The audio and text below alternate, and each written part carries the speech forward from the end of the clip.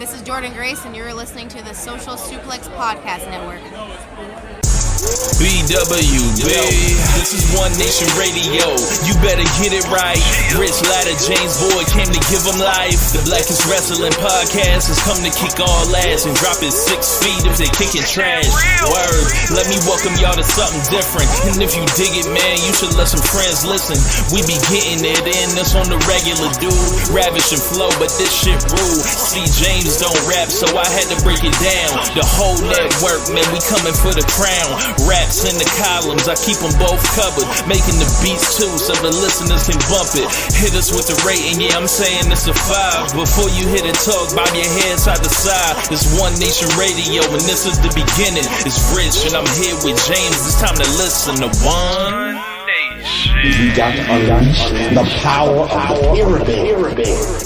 This is Mike Sempervive from WrestlingObserver.com. Check me out on Wrestling Observer Live every day. And also check out your boys, Rich and James, on One Nation Radio. This is Kenny Omega. We're listening to One Nation Radio. Check it out, guys. These guys know what's up. Big Kenny Omega fans. That's all it counts to me. Goodbye and good night.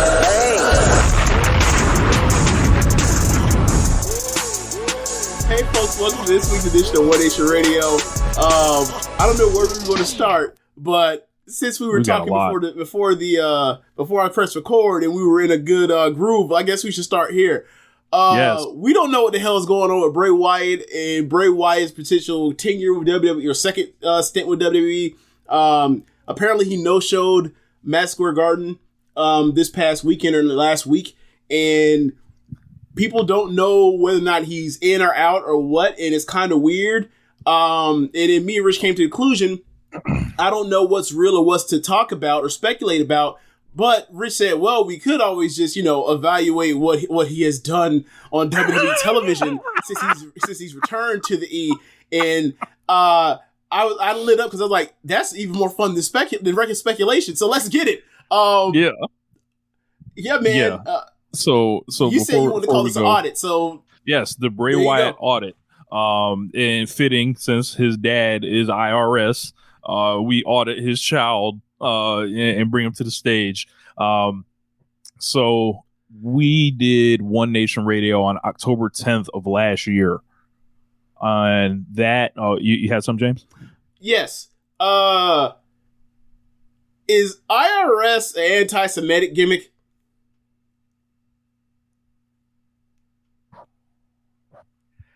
I mean, Earn our shyster? Yeah. What? You raise a solid point, and we know Vince McMahon likes to, take out his problems with the world via wrestling. We saw the fake Antifa group just a couple years ago. Retribution.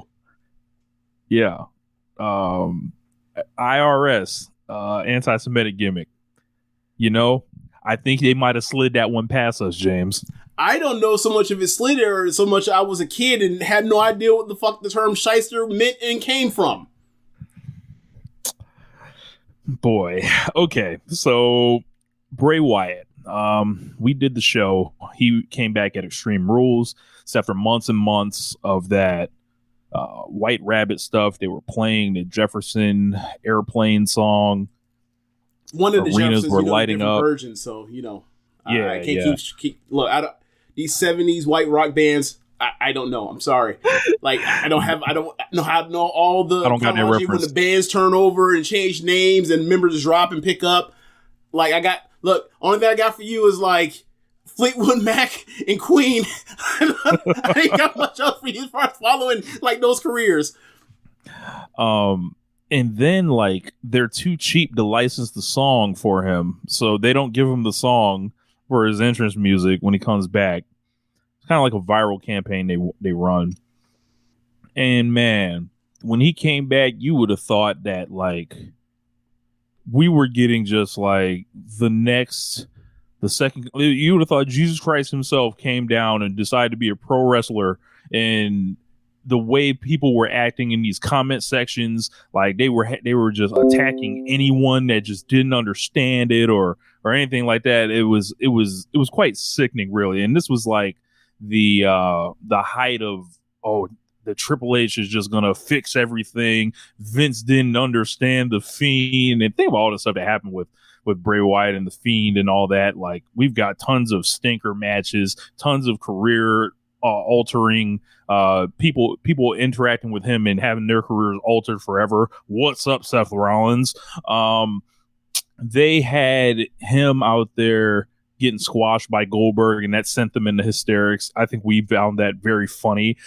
They did the firing, and he was, just hanging out for a year and, never appeared anywhere else, comes back. And James, I think we called it.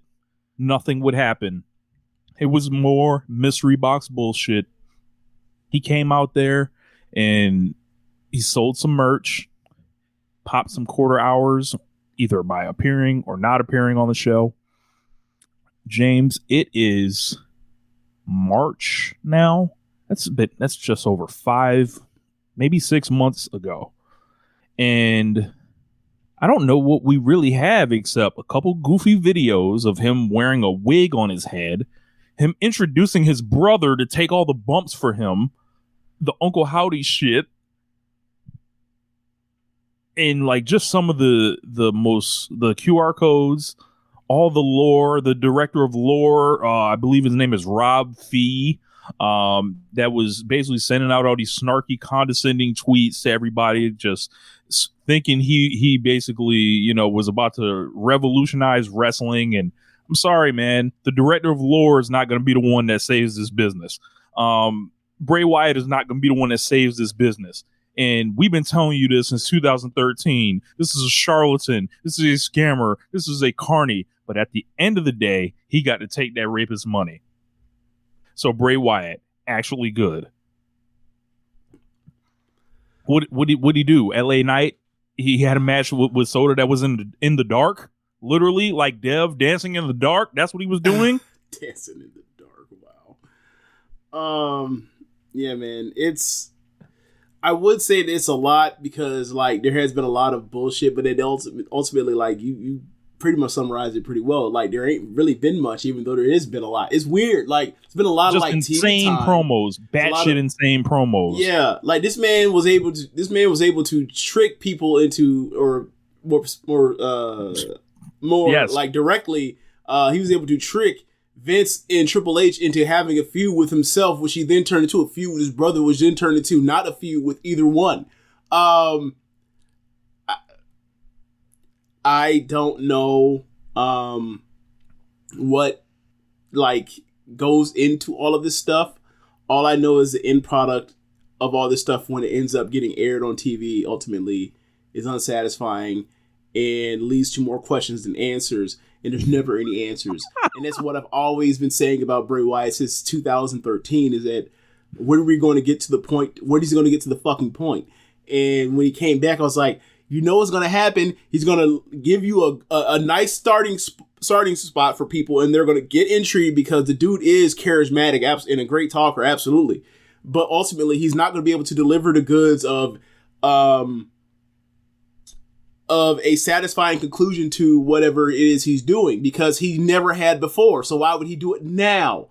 I'd like to give a shout out to all the top stars who avoided working with him, to Seth Rollins, who actually went on the record and basically like gave the game away about what the top of the card thinks about this man. It's hard to work with him. It's hard to work with the character, and everyone else that I think if you're stuck wrestling Bray Wyatt, like that means you're not a star, but if you are a star, you actually can say, no, I'm not doing that. Yeah. And think of some of the, like, it's been how long? He's had one televised match, right? Yes, and then, so like, you were going to tell me he was going to head into a feud. They were going to pitch him to Brock. They were going to pitch him to... They shot an angle for Lashley. Yes. All this tells me is you actually had no plan when you brought him back. Long term, probably not. As far as like we bring you in and we know what you're going to do at WrestleMania. No, I don't think they actually had a plan. And I also think that's the reason why Brock was like, "Oh, you tried to get me to work with this dude in 2016." I said, "No, I'm not wrestling this guy. No, not doing it." So, they came up with that goofy, way to get out of that, to where like Lashley loses, gets his ass beat, and then gets rewarded with a WrestleMania match or whatever. And it's like, do you want to see Bob? Obviously, no answer's fuck no, right? But like, Right. can you think of like a worse pairing for a WrestleMania match than Bobby Lashley and Bray Wyatt? Somebody that's as hard of a worker as Bobby Lashley. I mean, let me rephrase it. Amongst people that actually like bring value to the company, or actually like people that are actually like hard workers and good. Like, if you want to say almost, yes, almost will suck worse. Yes, but I mean like people that are actually like players on the roster. I think the Lashley thing is such a like a mismatch, right? Because his character's not really that interesting to play off of. Like, he's the big muscle man, he's kind of angry, and they had Wyatt doing like a comedy kind of spin to it, but like, and Lashley being the straight man is, I guess, how you would react to that, right? Yeah. But just talking about in the ring, like, they can't do anything together. I know Wyatt's not going to want to like get suplexed a bunch of times.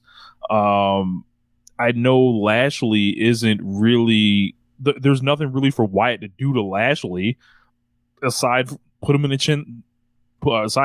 in a chin lock or something like that. So like, I just find them very incompatible. And then like, you think about like his career, like, all right, let's say they were going to do the House of Horrors match or whatever the fuck they call the thing he did with Cena. I forgot what it's called. House of Horrors was the one with Orton in that abandoned house. When the Firefly Funhouse match. Yeah, so that's what it was. If they were going to do that, like, what can they really put on there for Lashley? Like, they're going to put him like going to TNA. They can't use Trump. So like, what were they going to do? Could they just won't? Yeah, they know better now. Yeah, they're trying to hide that connection, even though like I can go on internet and type in like McMahon family in Oval Office and see what pops up. Yeah, it's amazing when it's like you can see what could pop up for certain people, but certain people it's like, oh, we don't want to put them in the Hall of Fame at this particular time because what might pop up if you put in an image search or Google. I'm glad you mentioned the Hall of Fame. Something I don't have written. Rey Mysterio. We'll get to Rey in a second, but as far as this Bray Wyatt thing, it is an abject failure. It was always going to be an abject failure, and I don't care what happens from this point forward. It's going to be an abject failure. Yeah. Like, what's the turnaround on this? Like, if you're what, do we like, have to keep waiting, James? Right. Like if you're saying, like, if somebody, that was, because I'm pretty sure this will get clipped, to be put on the YouTube, and then like there'll be people in the comments that will say something along the lines of, whenever we've, completely just rule someone out, whether it was Liv Morgan or Alexa Bliss, and just be like, we don't get it, blah, blah, blah, blah. And it's like, haters, blah, blah, blah. Yeah. And like, look, it is fun to talk about how bad some of the stuff he's done it has been. I get great joy out of like telling people how horrible this is. Yeah, I do. Like, I'm not going to pretend like I don't get enjoyment out of that, right? But it's ultimately just like, look at the track record. What does the track record tell you? Like, it's been shit. This has been shit. It probably will end up being shit. Like, what do you... It's almost like some Bret Hart, best there is, ever will be shit. That's what it almost sounds like. But, you got to ask questions, Suddenly, Bray Wyatt not wanting to come around, with Vince McMahon being there, ask questions. Ask questions. But Rey Mysterio, they announced him for the WWE Hall of Fame. A lot of people were feeling pretty nostalgic about Rey Mysterio the other day. Rey Mysterio's been in the Observer Hall of Fame since 2010, so this has already been a Hall of Fame wrestler for a real long time. They're putting him in as, I guess you'd call him an active wrestler still. He's going to have a match at WrestleMania, presumably against Dominic. And I don't know, I have gone back and forth about how I felt about Rey Mysterio for a lot of years, because I've never enjoyed how WWE has used him. Mm-hmm. And I thought always he was way more over than the level of his push.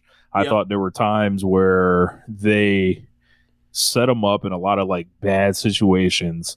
I thought they booked him into oblivion. They had really no idea how to use him any better than they had an idea of how to use the Big Show, really. And you think about him and how influential he is. Like, you can't run like a modern wrestler out there and you ask them like who their biggest influence are. A lot of them are going to say Rey Mysterio. Right. You know, this was inevitable. I mean, everyone gets in the WWE Hall of Fame, but it's cool Rey will get to go up there and talk and all that. But maybe. Yeah, I mean, maybe if they don't turn this to an angle or anything. But, you know, I see this guy and I look at him like he could have been even bigger. So it's like it doesn't hit the same for me. Like I just hated the constant he's an underdog thing. Like, it's just like just let him be spectacular, man. Like, and then, you know, he probably was wrestling a lot of opponents over the years where it was just not the ideal opponent for him. You just wish he got to wrestle a lot better wrestlers over the time periods that, you know, he was working. And I think Rey Mysterio in a different place maybe throughout all this time might have been more exciting. But Rey's much more your guy than he ever was mine. So what are your thoughts on Rey Mysterio? I mean, you're ultimately right, but I think it takes people like Rey and Daniel Bryan's and of that ilk to break through to a certain level for eventually for that to like change people's expectations or change the paradigm. And like for people that are under 5'9", like to become actual top of the card stars in WWE and in, you know, major AmRest is a big fucking deal even still today. And like the idea that this dude that's like, what, how tall is Rey? 5'3", 5'2"? Yeah, 5'4". Yeah. Like for somebody that's like that height to have had this kind of staying power, and be able to, you know, I don't want to, you know, do the Jericho Undertaker thing and reinvent himself and blah, blah, blah. But like the part where this person was able to stay around and like be respected by so many people, be one of those respected wrestlers of generation. Like, I think that kind of is a testament to like the kind of way he handled himself in this business, which is like, you know, like he came in the era when like there were real sharks in the water, right? Real sharks in the water. He was in that locker room with you know, the NWO, brother. Like that's that, you know what I'm saying? Or the one right next to it. Well, you know? yes. He was backstage with him. Is that fair enough to say? Yeah. So, so to start from that point or even the starting point really is like, CMLL thought he was too small, so he ends up in AAA in the freaking, you know, like Rebel promotion, the Outlaw Mud Show, and makes it from there, right? Because he's friends with the guy who's the top star in the company, Conan. So like, yeah, like this was a really improbable journey for this dude to become, you know, a person that can command the kind of dollars he's had in you know the last few years. And I just think that like you're right about like it shouldn't have been this hard. We should have known that was the way the game was coming. Like, you know, but like the idea that he came into the game when like people were saying like Brett and Shawn were too small when he started, right? Like right. Like we're talking about people that have, you know, 6 inches of height on him, 6 inches and how many kilos on him, right? Like that's the starting point, right? And then they didn't have masks on, right? In America, like so, it was a long process, and like I think obviously he's a pioneer, he's an innovator, he's all that, but like it's beyond that kind of stuff. Like I can't even put into words like the kind of like level of influence he's had on this business. Like you look at AEW and you see all the Lucha Libre is up and down that card, and also on that roster, like the influence, and like a lot of that is going back to watching, you know, the WCW cruiserweights and what that did to the people that became the wrestlers here. And I don't think it'd be overstated like how big of a deal this dude was to the future generations behind him. Like he definitely, you know, moved the game forward. Yeah. I wish he would have been kind of allowed to break through and not been booked into oblivion, like when he had the chance to really like get to the main event in WWE. And you know, he was, you know, I don't want to go through it too much, but it was just I was thinking about it the other day. I was like, man, what are like I was thinking about every year at WrestleMania what he was doing right throughout his career. And I was like, well, 2003, I think he was in a match with Matt Hardy. 2004, the Cruiserweight Open, they kind of built that whole thing around him. 2005 opener with Eddie Guerrero, and his mask is falling off the whole time. 2006, a 9-minute 3-way match where he wins the second world title, and then gets booked into oblivion in the months following. 2007, I don't know what happened there, maybe an injury. 2008, same. Nothing jumps out at me. 2009, still nothing jumping out at me. I can't remember. Was it Cody? No, that's 2010. Okay. Wait, no, actually, Cody's CM Punk's 2010. Cody's 2011. Okay. And then like, you know, after that, it's like I can't think of a single like year where it was like there's a they thought right. To like JBL. Okay, JBL. Squash. Okay, yep. Okay, that 15-second match. Okay, but like I'm like, yo, why weren't they like using him in like top 3 positions? Like for like they were looking for people that were, you know, as much as they were struggling in the early 10s, right? Mm-hmm. And I know Ray was injured a lot and everything like that, but that never stopped them from pushing Randy Orton. That never stopped them from pushing John Cena. That never stopped them from pushing Triple H. And the list goes on as far as like quote unquote injury prone people. But,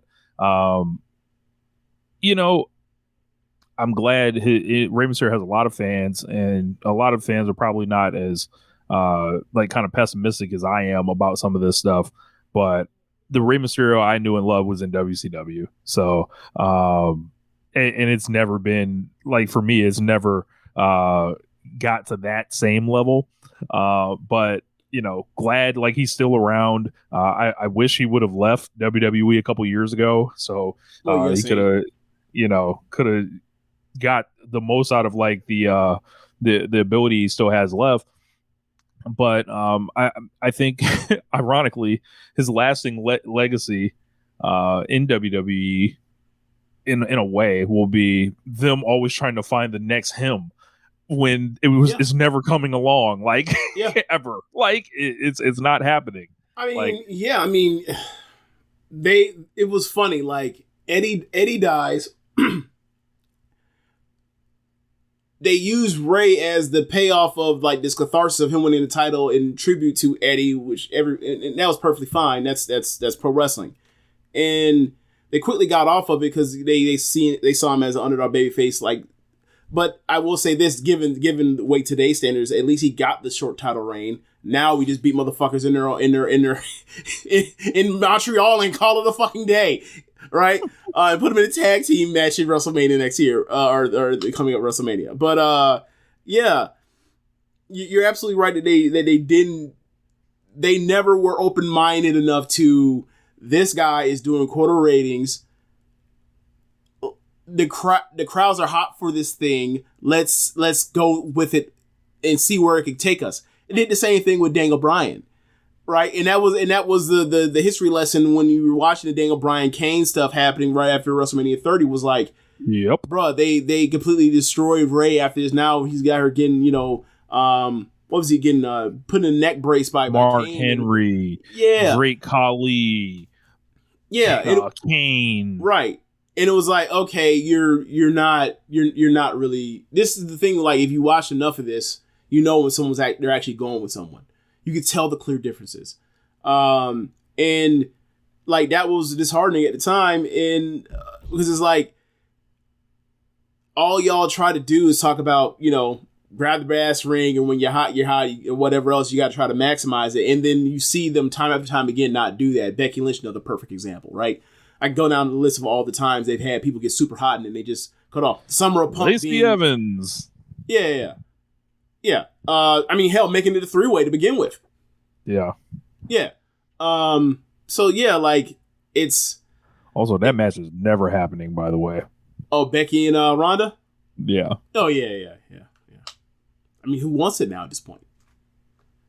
Like if you're like seriously, if you're Becky Lynch, right? And obviously we hear words about like, you know, tag matches or whatever else, but like if you're Becky Lynch 2 months ago, you'd be like, all right, you know, Becky, you know, you're still the top star in the company. Got to get you something for WrestleMania. What do you want to do? You want to finally have a Ronda match? She'd be like, no. Like, I don't need to. As Chicago Phil once said, I don't need to wrestle her. She needs to wrestle me. Yeah. I was gonna be like, I was gonna be more like the T.I. Now, why you want to go and do that? Like, nah, man, no, thank you. So yeah, it's just. When it comes to that thing with Ray, it's like there was always that thing of like, if you have an open mind and you honestly give things a good faith try, you can play it out and see where you go, right? You play the game as long as you can until you can't play it no more.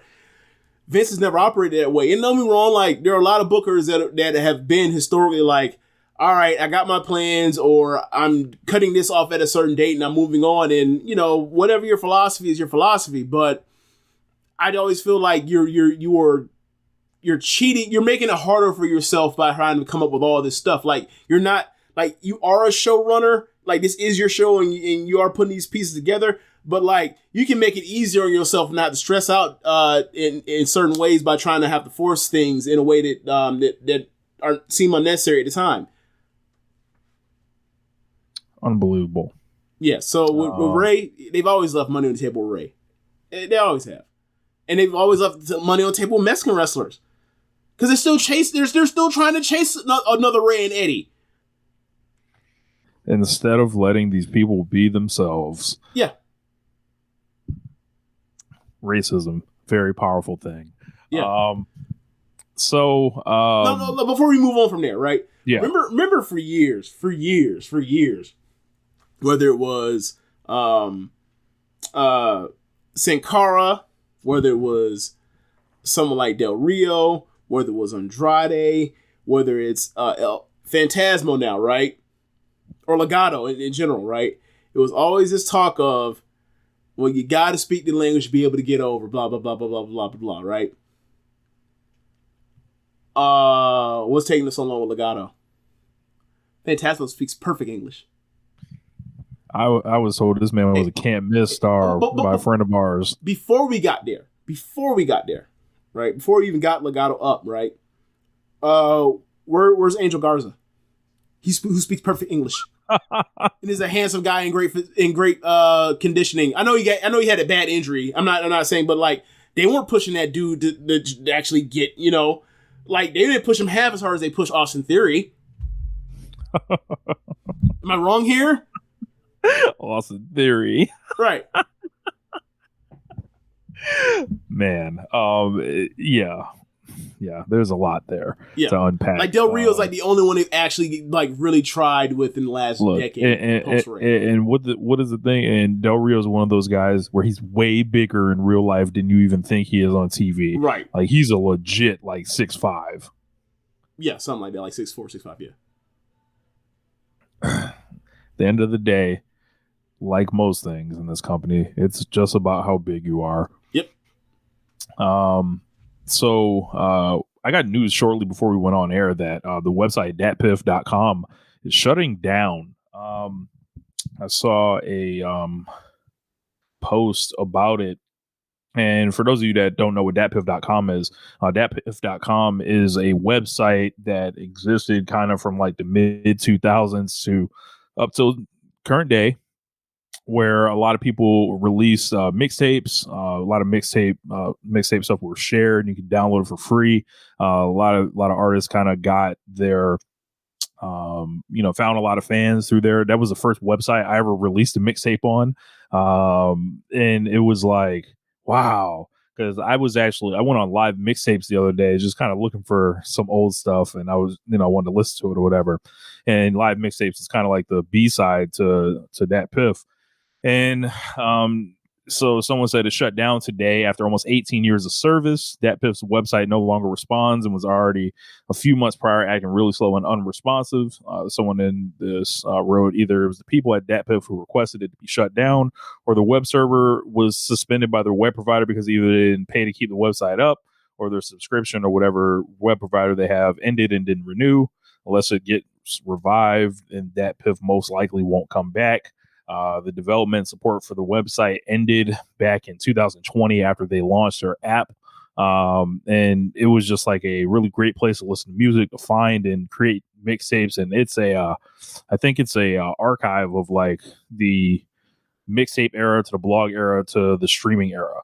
And there's so much music on there that will never see the light of day on streaming services. And really is just like an archive like of music that is done. This is like the next kind of progression in technology within music, to where there's no more CDs on mixtapes.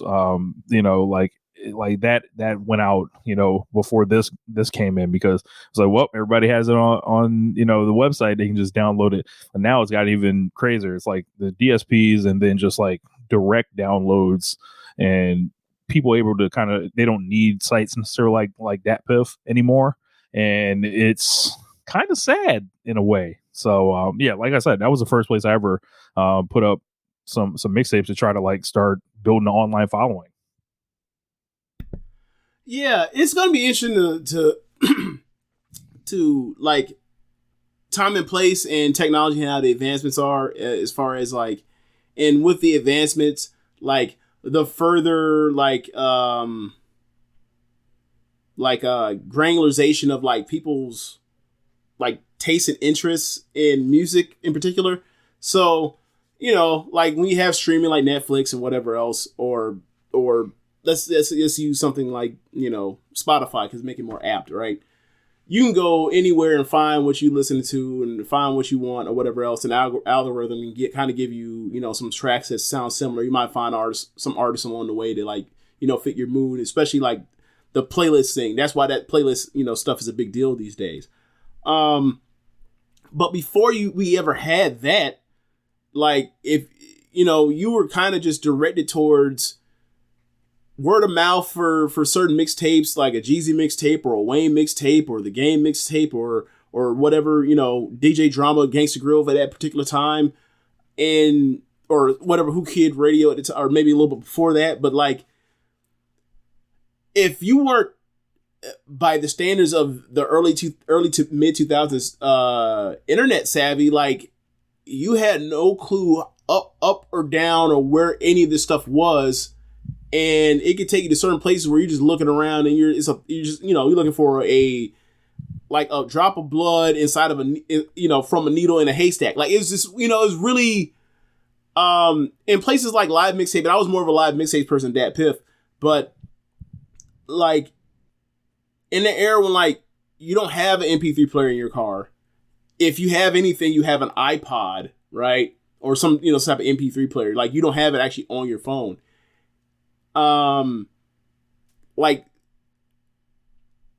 that place, like you mentioned, it was an archive. It had everything you're looking for that weren't albums, and you didn't have to worry. And like it's a place that, like as you mentioned, you can't put that stuff on stream because these are a lot of the mixtape stuff at the time was rapping over other people's beats, and like you got to worry about like or publishing and all that kind of stuff, and sampling fees and all that kind of stuff. And so like it's totally different now. And when I watch or when I listen to how new artists or whatever else, and they have like 2 or 3 singles, or don't actually have a full established project that they're ready to go with now. Like they don't drop mixtapes now; they drop EPs that they put on streaming for themselves. Right? And most is just original stuff now. Right. And that's what I mean. Like it used to be like that was a promotional vehicle, and that's why, promotional use only, on the. We selling artwork, the music is free. Right. And that was the thing that made it like interesting. It's like you can actually see a project, you can see like how people were going. Like, so it was really cool to see like what sprung up and what, got people on at that time.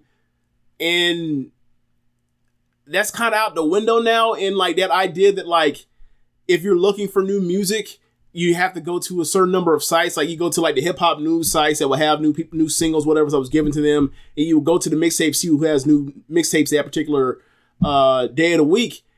And now it's basically just like, you go on your app and you go to new music on Friday and you see what's there now. It's like there's just less stuff that you were actually like, I think it's a lot of the, like, when you have more selection of stuff, it makes the decision to go play something even harder. And then it makes it like, it turns into more of a task than just simply pressing play.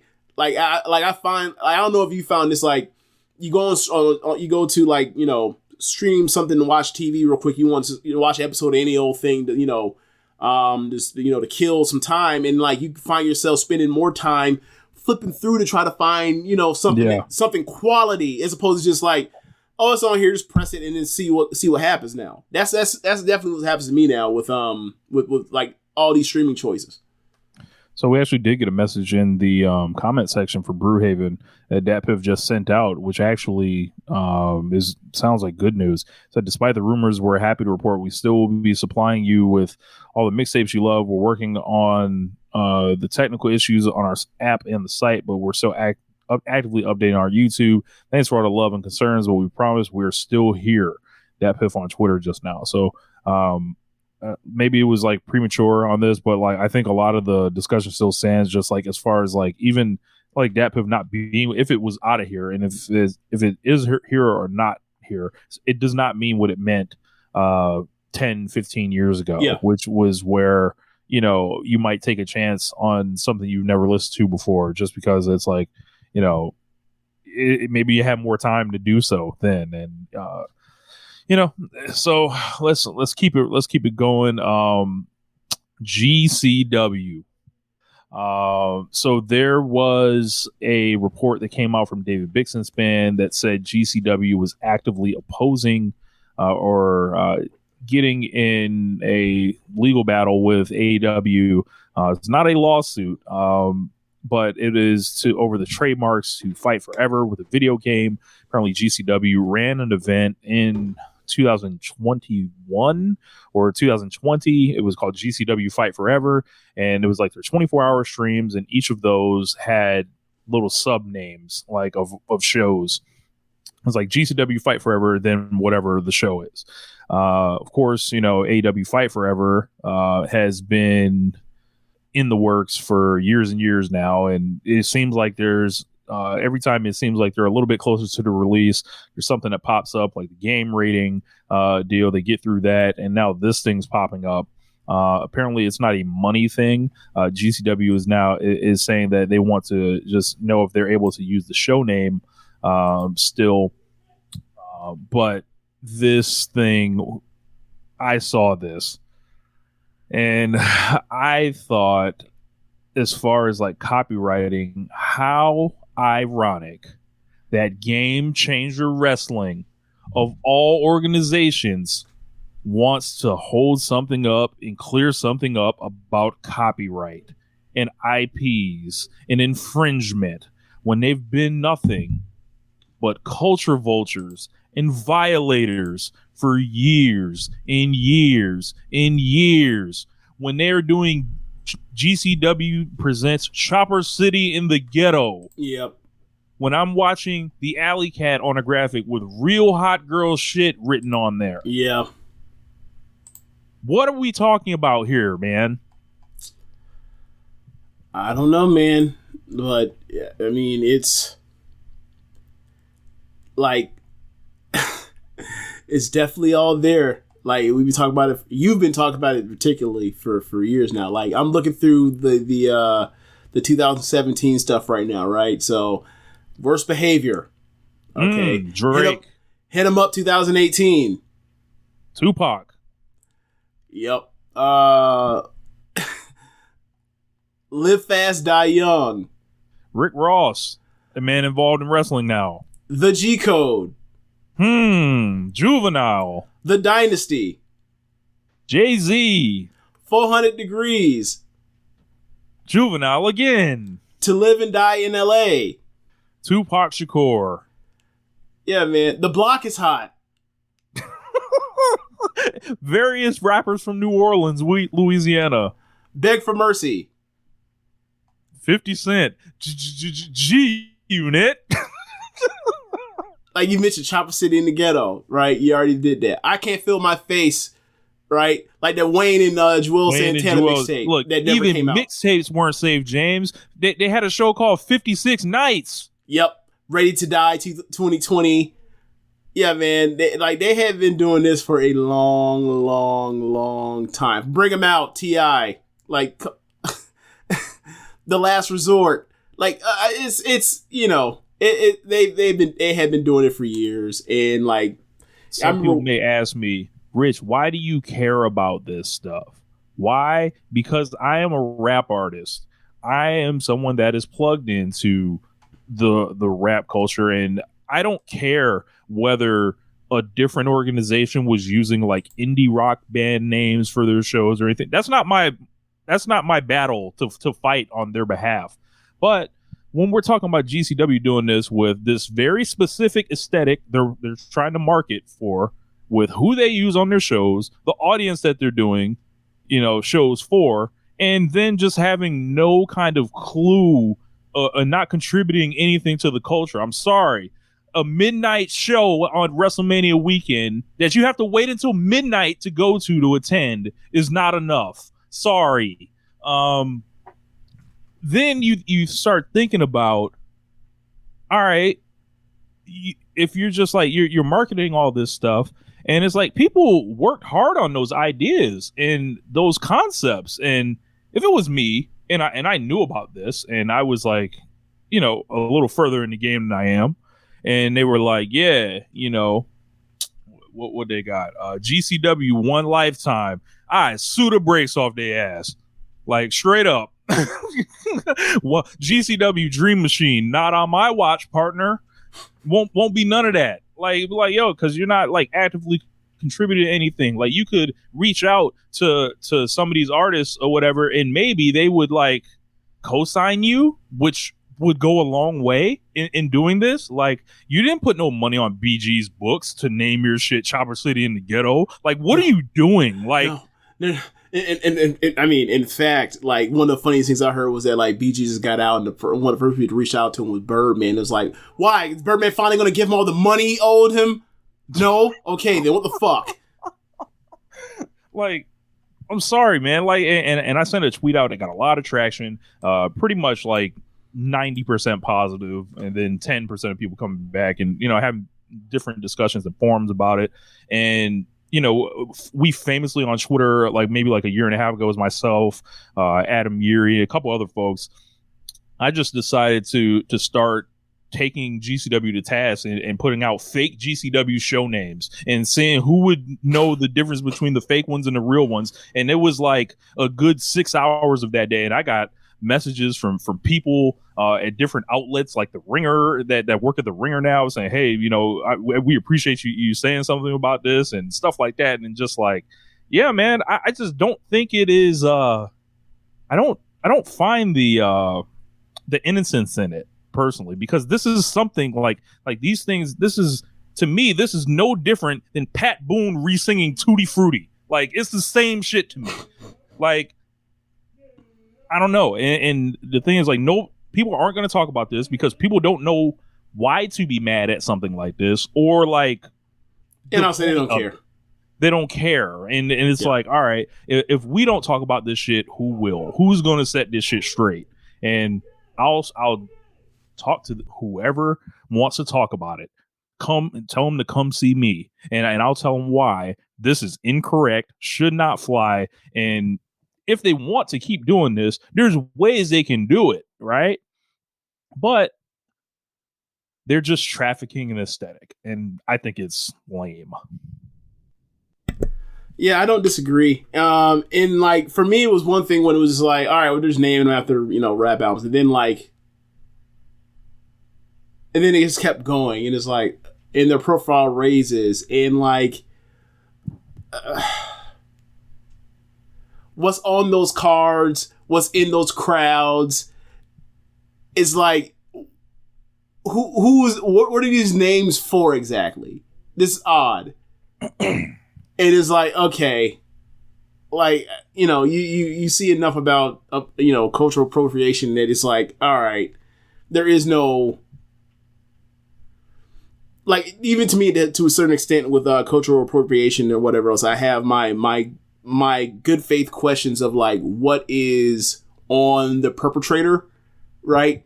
Like, if you are a white person that grew up listening to Michael Jackson and Prince, and you make a song that sounds like Prince, and people get mad at you, I'm like, well,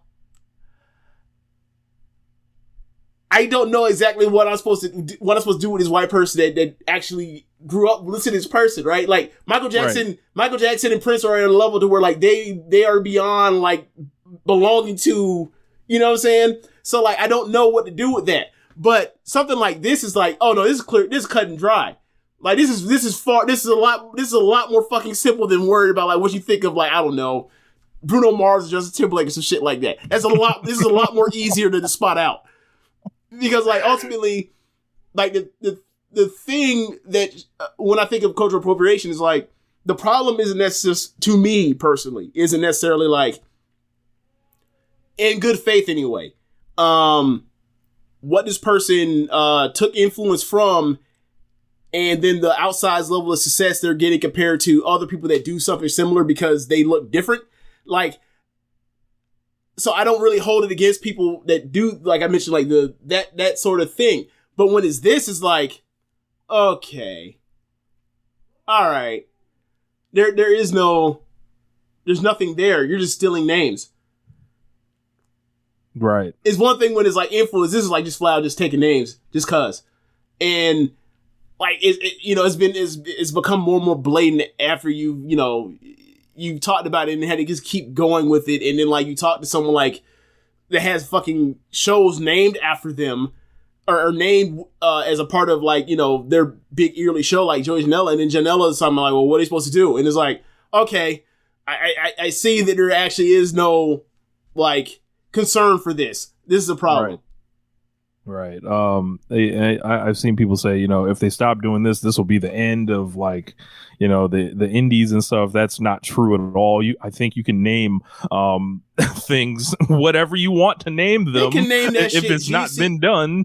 Look, they could do that shit like Glate does and be like GCW version 5, version 6, 7, 8, 9, 10. They could do that. That shit ain't gonna cause them to not be able to sell pay-per-views. And for them to be so interested in using Fight Forever now, that stinks. And that is like, when my conspiracy brain starts rolling, it's like, why are you wanting to hold up the AEW game? Mr. Brett Lauderdale, who's pictured with Stephanie McMahon at times, what's the deal here? Why don't you just steal another rap song and name it? I can give you one. It can be GCW 24 Hours to Live. How about that? GCW Last Day. GCW One Day. GCW Day One. GCW Day One. Look at that. Right. You can just steal another one. Since you have no problem stealing, do that. Shout out to Young Dro, Day One. Right. I can't wait. MatCook.com. The conversation's full circle. Yeah. All right, so where do we go to next, or do you want some more of this? So stupid. Look, and hurry up and clear this so I can start making my goddamn money off the video games. GCW stopping bags out here. Jesus Christ. All right, so what's next? All right. Y'all know what time it is. WWE 2K23 is out, so like every year on One Nation Radio, it is time to review the ratings. I have them listed and in order, so this should actually help move things along a little bit. So here's my question, right? Like, before we get into the ratings, let's pull all the way out and take a macro look at this. Should anyone besides Roman Reigns be rated over 95? In kayfabe. As far as the all-time roster or like the current people? Current.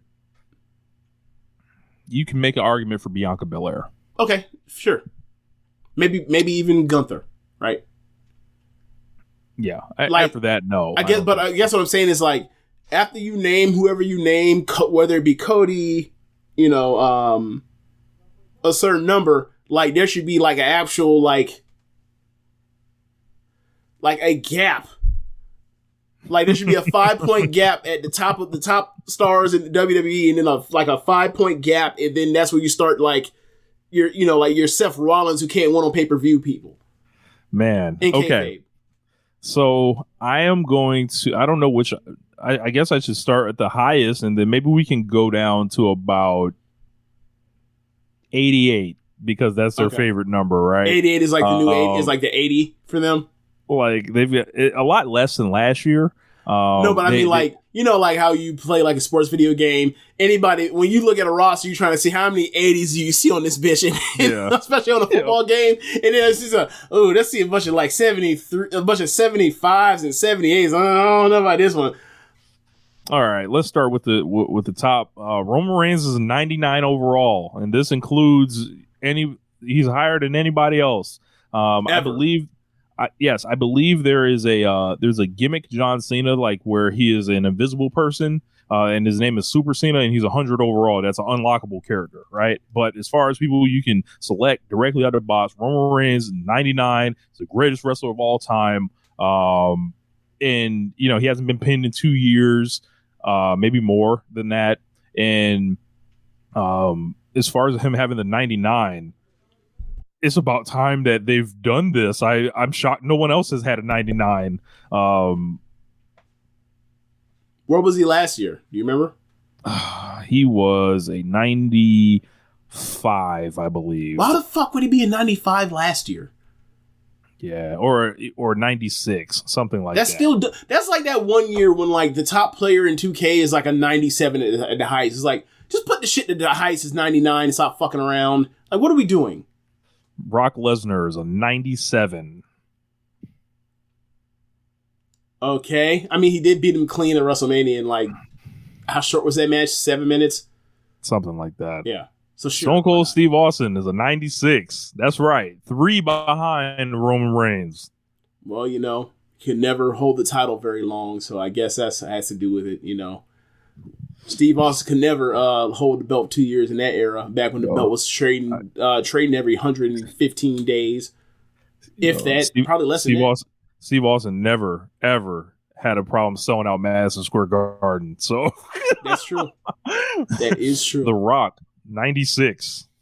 So Austin and Rock, both 96 together. Oh, but below Brock.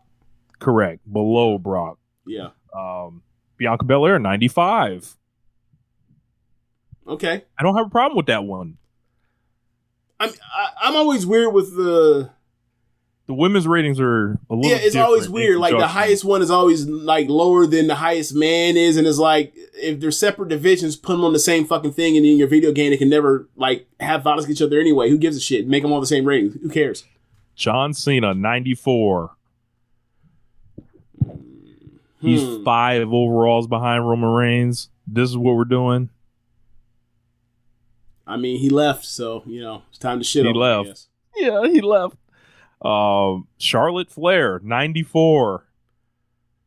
Oof. Look, not in 2023.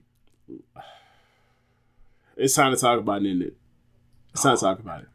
That video clip that was making its way around this weekend from the Shotzi and Charlotte SmackDown match this weekend. That was like the lowest point of like my Charlotte Flair fandom, I think. The kind of like excuses people were making for them wrestling like they were in like the underwater level in Super Mario Brothers. Like, The aquatics. Yeah. No, it doesn't fly. If she has to slow down to that obvious cooperative like level of speed for her to then do her arm assisted middle rope Hurricane Rana, then just take that club out of the bag and say we're not doing that shit because this looks fake as fuck. This was not a or that particular clip that was making, that was not like a good time for the Charlotte is the greatest women's wrestler of all time camp. Particularly after like that weekend Stardom had last weekend, but whatever. Obviously, no one cares because there's Japanese women on the other side of the world who gives a fuck, but whatever. But like, nah, man, like there are teenagers that fucking smoke her over there. They just are, and I ain't talking about Stardom. Hulk Hogan, 94 as well. So Cena and Hogan, both 94s, along with Charlotte. Yeah, that makes sense. Right, sure. Yeah.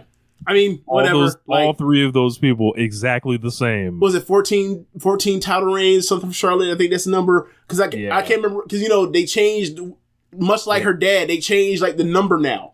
Yep. Sometimes it's 16, sometimes it's 14, sometimes the NXT titles count, sometimes they don't. I don't know. Ronda Rousey at 93. I don't know, man. One thing I will mention is like you haven't mentioned Becky Lynch's name yet, and that kind of raises. I have not, sir. Yeah, that's kind of strange. Actually, I lied. That's actually something that was more interesting. Some reason the text is black here. Becky Lynch, 96 overall. Okay. Look, she should be in front of Charlotte, so whatever. She's in front of Charlotte. They got that right, but she's in front of Bianca, and Bianca's beat her like a drum every time she's faced her. So, I don't know about that one. Yeah, that's the kayfabe thing. There's also the part where it's like Bianca's still not as big a star as her, even though they have, in good faith, been one of the people they've actually tried with. In WWE. I'll say this. Becky Lynch's WrestleMania match has a lot more focus than Bianca's or Charlotte's.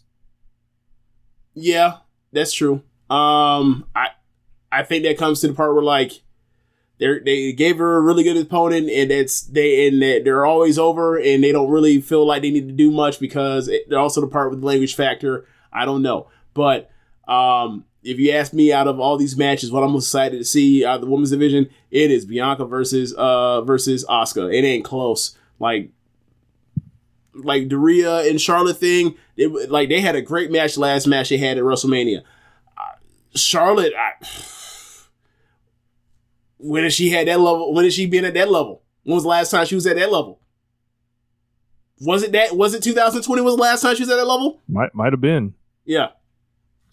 Randy Orton also 93. That's interesting. Because before he left with his injury, and obviously that was like a year ago, you can make an argument he'd be higher. And then it's really hard to do with like a person like him that's like, he's old money, so he should be higher, but he's not for some reason. It's really hard to figure that one out. Edge 93. I bump him down to like a 90 and say tags only. I put a code in where he cannot come out the garage. That car can't come out the garage unless it's accompanied with another car and a tag. Plenty of grit. Both of those. Did you pop during Chris's promo on the Go Home show when he actually mentioned grit? I think I didn't notice it in real time. I did. Christian is completely 100% outworked this man. He outgritted that man. Sir Sam says both of those guys one below Cena. So Trish Stratus also 93. That's right. Trish Stratus exactly the same as Randy Orton. Are Naomi or Sasha in the game? No. Or are they gone? Okay. They're gone. Okay. Triple H 93. I'm shocked at this. Triple H, Randy Orton, and Edge are all the same level, and John Cena's one ahead. Look, man. I am shocked. I'm shocked Triple H didn't make himself 95 along with The Undertaker. Look, this is what I'm going to say. There has been lots of talk among some certain podcasters about who has the final say, who really has the final say. I'll say this. If Triple H really had the final say, he ain't gonna name 93 in his video game. we know Triple H is very particular about his portrayal in video games. Absolutely. I believe there was a old story about for the promotional materials, Triple H was not allowed to be in a compromising position. Like he was not allowed to be getting beat up in the promotional photos or things like that. Like, so I keep that Triple H in mind as we go through. We're talking about the guy that in front of Joe Briscoe said he didn't look believable that Kurt Angle could beat him in a fight. The fucking Olympic gold medalist wrestler. And then Joe Briscoe said, and why do you go see about it? And then Triple H has shit to say. Shout out to Joe Briscoe. This egomaniac is running the company now. Like, that's, he's the good one, James. He's the good one. That's like when people talk about, that's the good billionaire. No, look, I love Beyonce as much as y'all do. There is no, she's a good billionaire, including her. Sorry. It is what it is. Bump that Renaissance, though. Still do. Bobby Lashley, 92. A lot of ratings respect shown for Bobby Lashley here. I think maybe a little bit higher. I didn't expect that, especially with some of the people that are behind him. I think with a lot of the whole 2+ years of protection with him, I think that paid off for him. Hollywood Hulk Hogan, 92. I'm sorry, what? That's right, Triple H in front of Hollywood Hulk Hogan. Look, man. As you mentioned about Steve Austin being behind Roman Reigns and being able to sell out the garden. Roman Reigns can't. Why the fuck is Hollywood Hogan at 92? What? It gets even funnier. Shit? The next person on the list, Seth Rollins, 92. Brother. You're trying to tell me that Seth Rollins meant as much to wrestling as Hollywood Hulk Hogan? Let's put it this way, right? I think what? Look, I'm with you. Here's the thing: me and you, we're both saying this while acknowledging that me and you both hate Terry Bollea, Hulk Hogan, whatever the fuck you want to call him, 1,000 times more than we've ever hated Seth Rollins. Yes, Seth, you have no business being here. 92. That makes no fucking sense. And why the fuck is Hogan only 92? This is dumb. It's like, you just like, hey, bro, like, it'd be like looking at Ty Cobb's numbers and be like, I don't know what to do with this. I know what to do with this. Put on that plaque. That man was a bigot, and also put on that plaque. That bigot was awesome. I'm sorry. Like, am I wrong here? You can acknowledge he's a fuck up, but you ain't gotta lie at the same time. Right.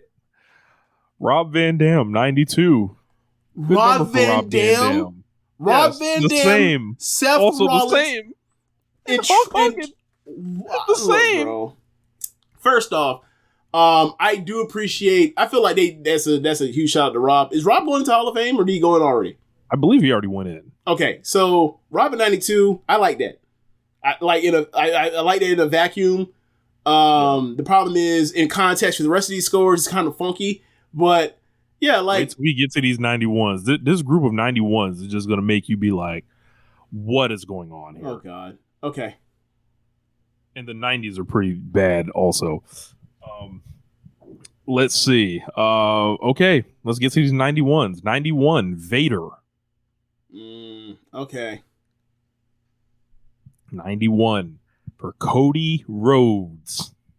Huh. Thoroughly dominated Seth Rollins and comes in behind him. Sure did.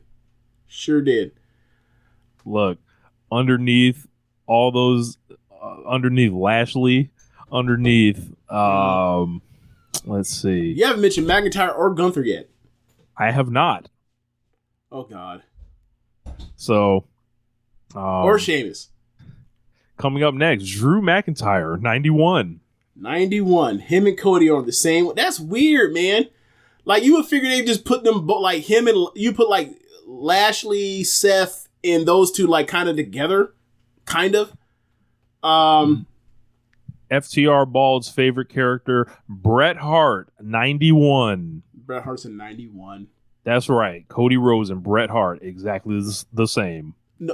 No. Seth Rollins over Bret Hart. I'm sorry. What? Yes. What are we doing? Bayley, 91. I don't know what to do with that because that woman's division is so, like, bombed out and depleted that, like, I don't even, like, she's like the last really high one you can rank. I would put Asuka there too, but, like, they're weird with Asuka. But Bruno Sammartino, 91. That's right. Seth Rollins better than Bruno Sammartino. I mean, look, to be fair, Seth is a better in-ring performer than Bruno. I'm not, so whatever. Look, I'll tell you, he ain't a better talker than Bruno. He's not a better draw. That's for damn sure. But, yeah, man, like, Vince always had this Roman weird Reigns thing. 8 points over Bruno. Yeah. Especially when it's like, how many more years does Roman have to go to even catch Bruno's record for title days? So many. Yeah. Wasn't like, how many thousands was it? It was like 7 years. Yeah, it was some shit like that, yeah. Or 8 years, I think. I think it's closer to 8 years. Yeah. Okay, so Scott Hall in the NWO version, 90. Are they going to do the thing where Razor Ramon's higher or no? It looks like Razor Ramon's not in it. Not in this year? Okay. Yeah, I don't think he's in. Okay.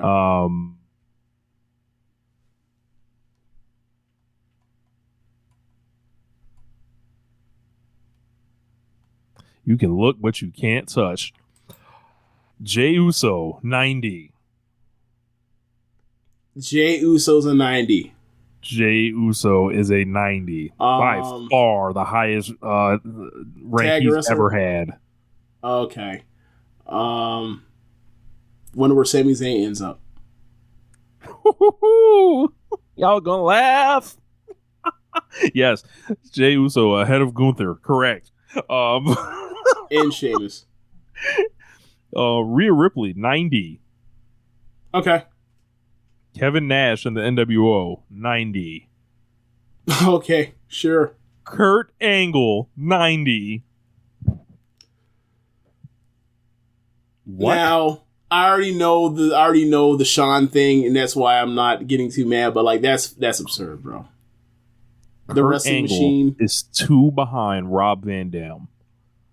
Yeah. Kurt Angle is 3 behind Seth. Triple H. He's 1 behind Cody. Kurt Angle is 5 below The Undertaker. He's 9 behind Roman Reigns. What is Brock at? Brock is a 97. Brock is a 97 and Angle is a 90. How many of Lesnar's best matches are with Angle? A few of them. Right. That's wild. Lita, 90. Sure, whatever. I don't care. Sure. Whatever. Yokozuna, 90. It damn sure didn't feel like a 90 when we were watching that shit. Hell no. The Macho Man Randy Savage, 89. All right. It's time to pat this. That's right. Macho Man below Jey Uso. Macho Man below Bayley. Macho Man below Cody Rhodes. Below Seth Rollins. Below Rob Van Dam. Below Edge. Below Randy Orton. I don't... Look, stop this.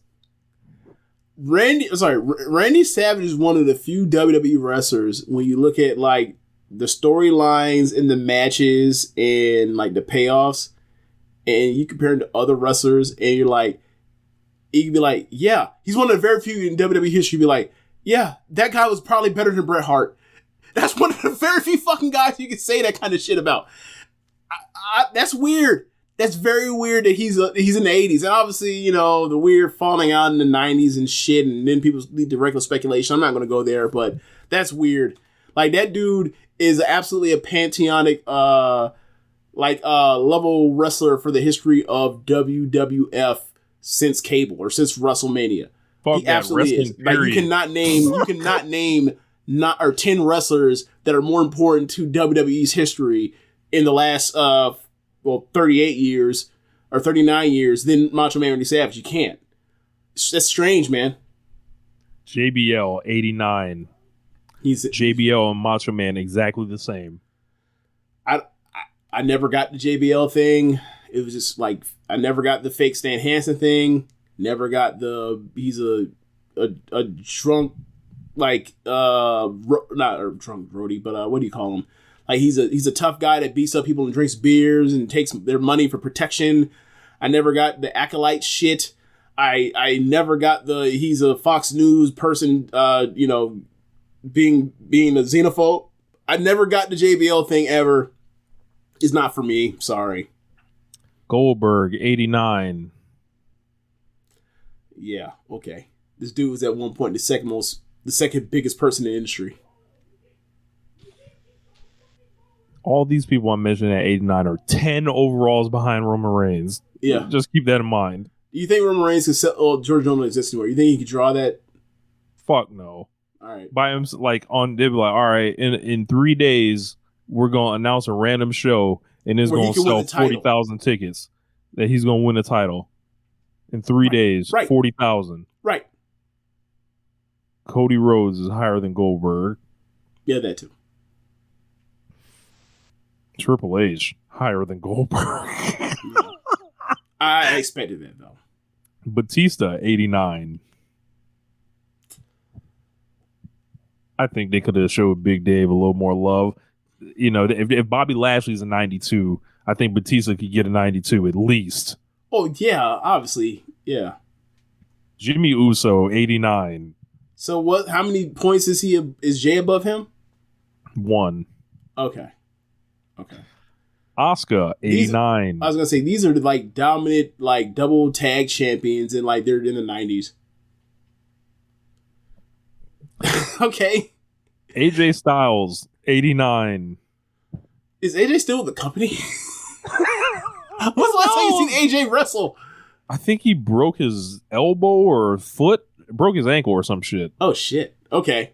I'm withdrawn. I thought he was off because, you know, so many people end up just off the pay-per-views now.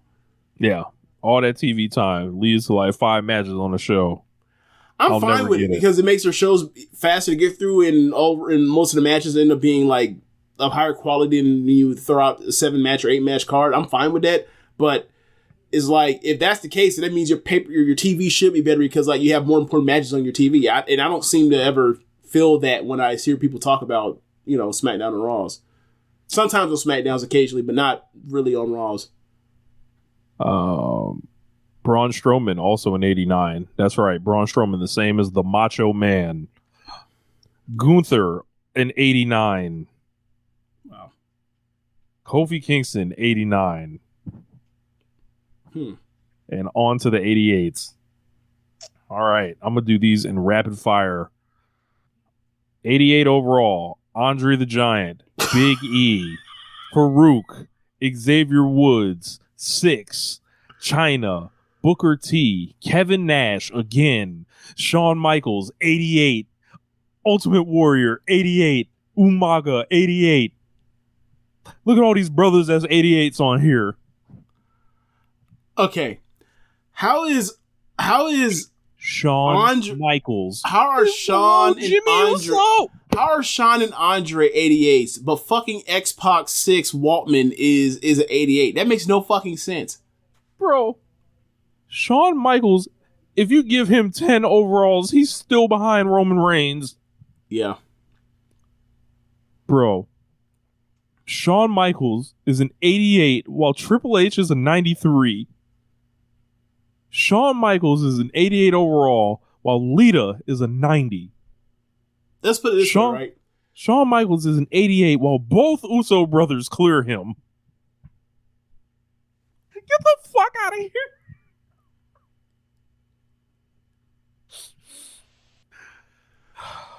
Yo, like Horrible. Shawn Michaels main evented 3 WrestleManias in 4 years. And those aren't the only WrestleManias he's main evented. Right. I think he's main evented like 5 or some shit. My point being, why the fuck is he an 88? If you main event WrestleMania 3 times in 4 years, 11 with the 11 main event was Diesel, right? No, that was a semi-main event. It was Lawrence Taylor, wasn't it? Yep. Okay, so I withdrawn. Either way, he main evented 2 WrestleManias in 3 years. Right. That's right. That's weird. That's right. Edge, 5 overall is better than Shawn Michaels. That's right. On what planet? Ronda Rousey, 5 overall is better than Shawn Michaels. Do we know for sure? She's coming back for sure, right? Who? Ronda. Is she already back? No idea. No idea. Okay. Yeah, unbelievable. 88 overall, and Ultimate Warrior also 88, which is kind of funny.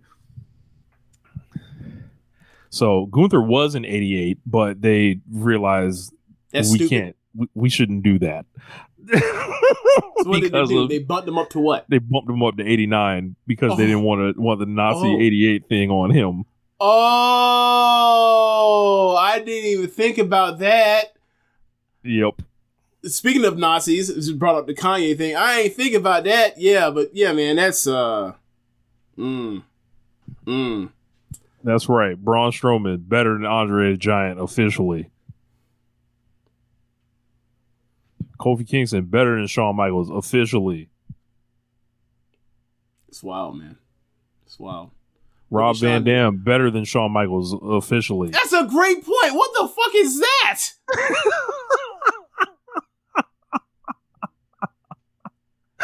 What else we got? The Undertaker way better than Shawn Michaels apparently. Way better than him. Let's see. Okay. Now, everything below this is like there. I'm just going to kind of Razor Ramon is in the game. He's a lot lower though. Okay, I'm gonna run through these. Stop me if you find something interesting. Okay. Diesel 87, Kane 87, Beth Phoenix 87, Kevin Owens 87. I was supposed to believe this guy was supposed to beat the guy that was rated 99 overall at some point during this title reign. Finn Balor, 87. Hold on. Owens got Austin's return match at WrestleMania. Was the main reason why that match went off without a hitch and was actually like a very good damn match. And they have rewarded him in the year since basically by devaluing him so much, and now he's a fucking mid-80s. He couldn't even get an 80. He couldn't even get an 88, James. Sheamus, career renaissance, 87. I'm still tripping on like you get the Austin return match, you stunt on CM Punk on it, and then like you end up in a fucking tag match next year at WrestleMania. What was you stunned on? What was you stunned about?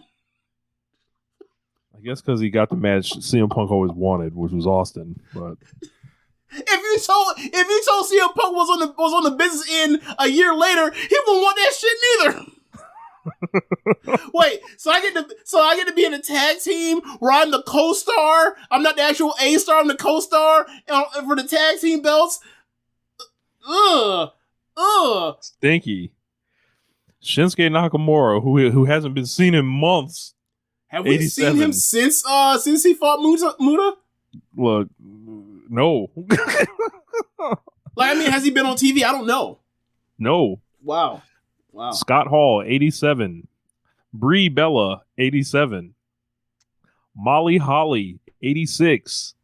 British Bulldog, 86. Matt Riddle, 86.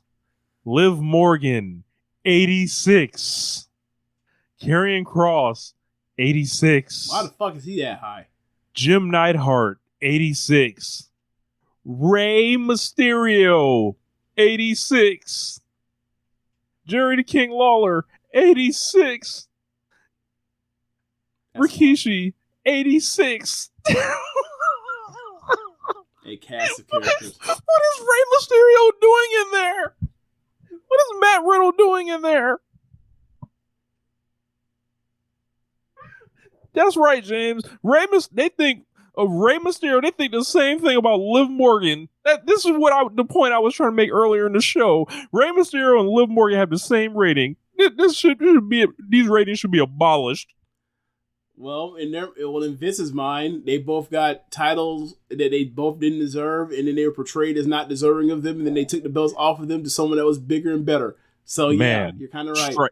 Strikingly similar pushes. James, you was really like this is Rey Mysterio the male Liv Morgan? Is this what we've come to on this show? No, stop saying that. Don't put that out there. Don't do that. Is this what we doing? Don't do that. No, that's what you doing. That's not what I'm doing. I'm doing something totally different. The ultimate underdog, the I don't know, man. That's illegal.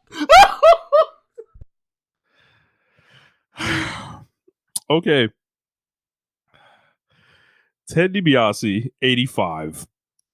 I'm shocked Ted couldn't swing a little bit more for his rating, My question is, like, what is MJF going to be on this game next year? You stupid.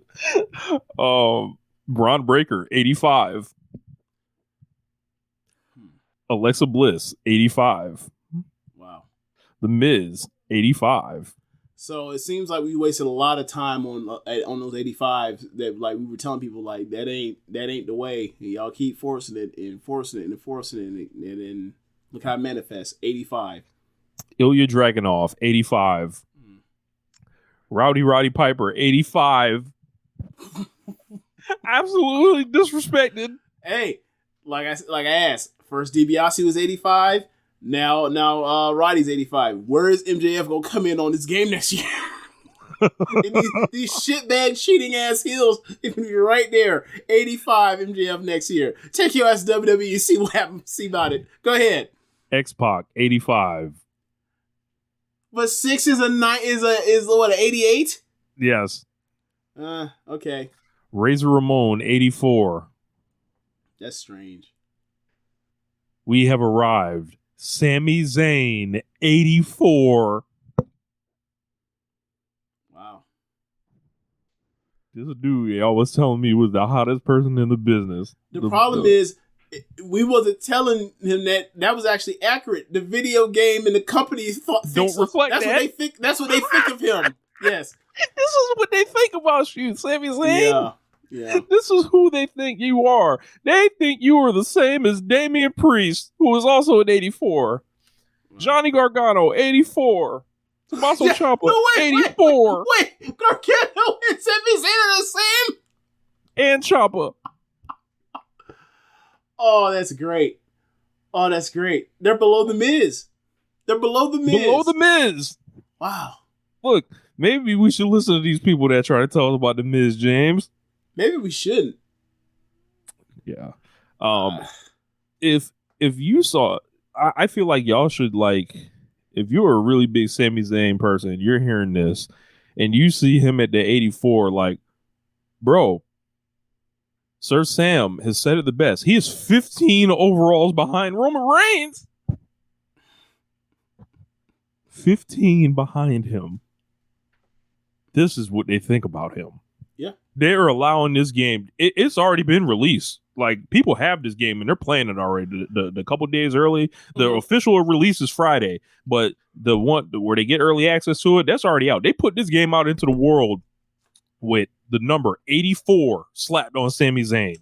So, like, through the court, they don't change, like, the ratings and attributes, like, throughout the year, like they would on, like, 2K or Madden. Not often. Not often. I can't say I've seen, like, live changes. Sometimes they'll come up with like a my faction type person. That's like a new mode they're doing, and they might have something in there where they're juiced up. but the default rating 84.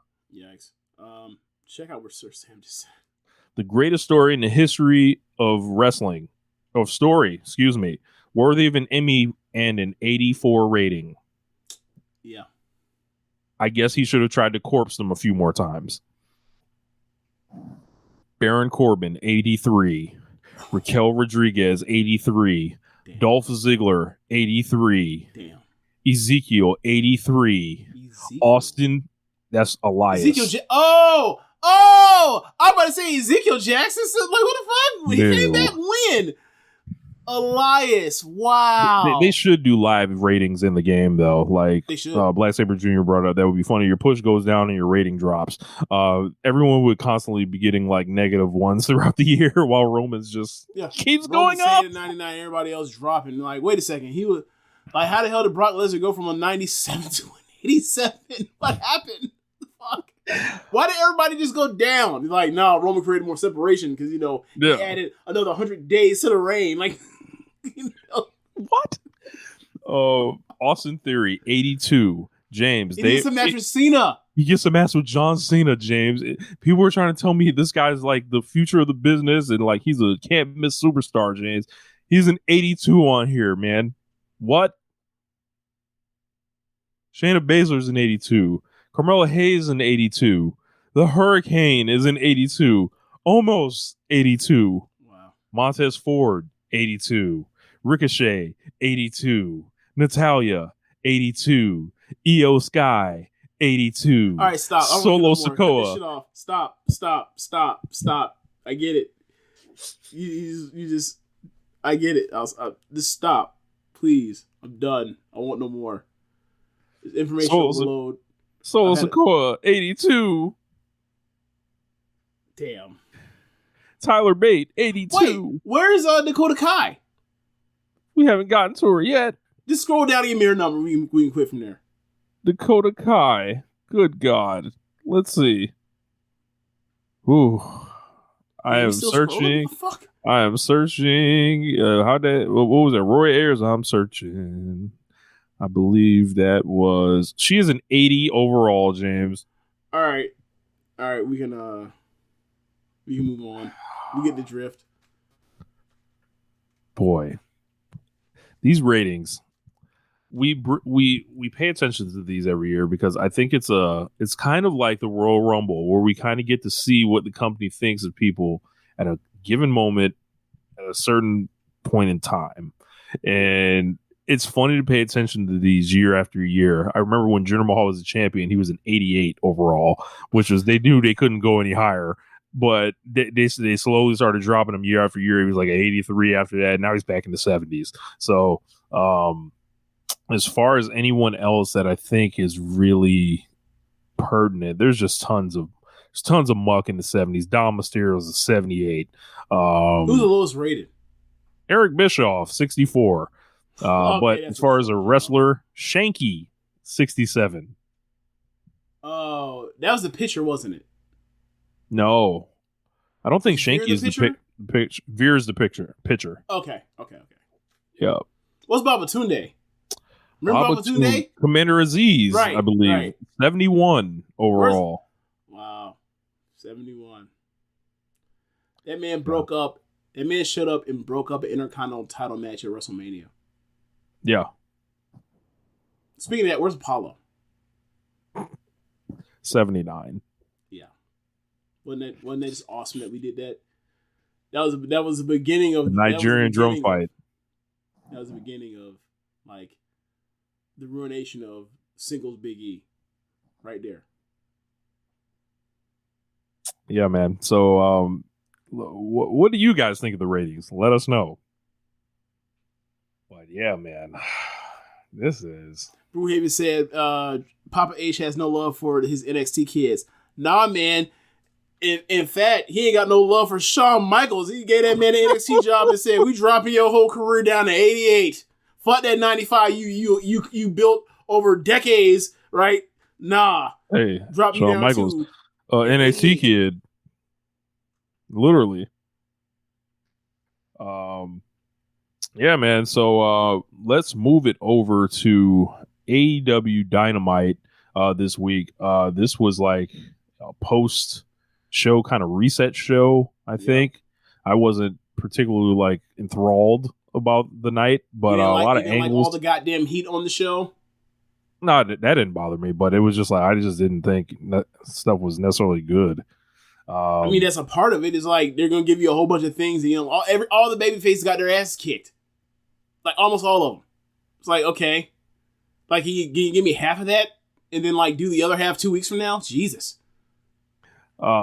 So we opened up with did some clips from Revolution, and then it started with Jay Lethal and Orange Cassidy. When this match was announced, a lot of people online were aghast. They were tired of seeing Jay Lethal already. This match was okay. I was kind of bored. But Orange Cassidy always gets the crowd up. It started. What'd you think it is? It started slow, especially of them getting to the story of Orange Cassidy has an injured, damaged knee, and Lethal has an injured arm, and like ultimately it didn't kick into gear until they got up both on the apron, and then like they're exchanging chops, and then Orange starts doing like the soft chop stuff, and then from there, it was really good, but it just I think they played it too straightforward for Orange Cassidy at the start. They didn't give enough of the Orange Cassidy stuff at the beginning, and then then do that stuff and then get back to the goofiness, which is kind of the magic sauce of what he does in his match. He starts with it first. And I think we're kind of so used to it that kind of hurt the crowd. They're kind of like, we want to see the thing that he does all the time. Do the thing. Do your dance. And he was like, no, I won't do my dance till later. And he's like, all right, well, we'll be here until you do your dance. And then he did his dance, and the crowd got into it. You should do your dance more often. So yeah. I thought the finish was actually pretty creative. Exactly. Like Lethal goes for the lethal injection, but his arm gives out. And also it's embarrassing. It's like, bro, you knew you had a bad arm. You still tried it, and you fucking failed. Where's your ring savvy? Right. But Orange Cassidy ends up getting the win. And Lethal was going to attack him, but Bryce Remsburg basically tells him to go away. And then all of a sudden, the last outlaw appears, right, and attacks Orange Cassidy and hits him with the guitar in the knee. And we know this is the setup for one of 2023's most anticipated matches. Jeff Jarrett challenging Orange Cassidy for the newly dubbed AEW International Championship. I can't wait. So Jay Lethal was ultimately just a guy that was there to soften him up. He's just a goon now. Yeah. I never really took I never really took Jay Lethal as a goon to set up for Jarrett, who is the real big heel act of the thing. I just thought they were just a tandem. That was weird to see, like the whole have the match, have the well fought match, lose, distract the ref so that I know that Jarrett's about to come in after this long ass match and then like take his knee out because I knew I was never going to actually beat Orange Cassidy. Why did you quit earlier? It was whatever. But like I will say this, when Jarrett came out and Cassidy was down still and he bashed that fucking thing over his knee, I fucking howled. Because normally you see him with the guitar, you expect this to bash on his brain in, and it's like, okay, he's gonna smash it. But when he hit that knee, I was like, that's fucking hilarious. Because I ain't never seen it bashed over someone's knee and that shit exploded, and then Orange had to sell the leg. That shit was funny. Sound like Double J won you over. He popped me. He's always popped me with the guitar stuff though. So like that ain't really nothing new. Look. I'm saying it now. Strap up, Double J. What we waiting on? I wouldn't do Let's that. do it. Let's do it.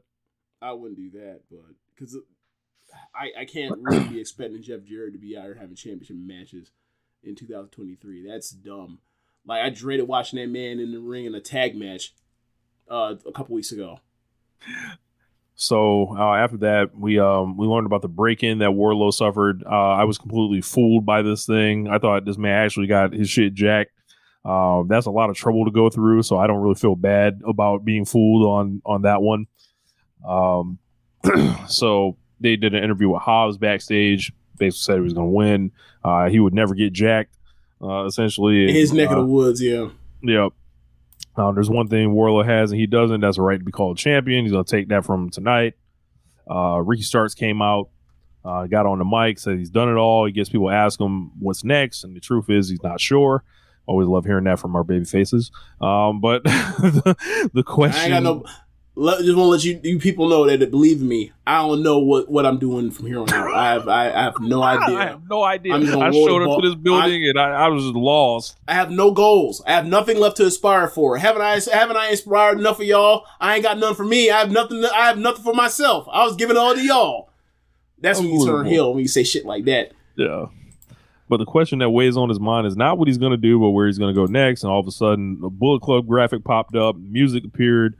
Starks was looking at the entrance, and then all of a sudden Juice Robinson came in, attacked him, and I saw this and I was like, I saw Cody Rhodes versus Juice Robinson.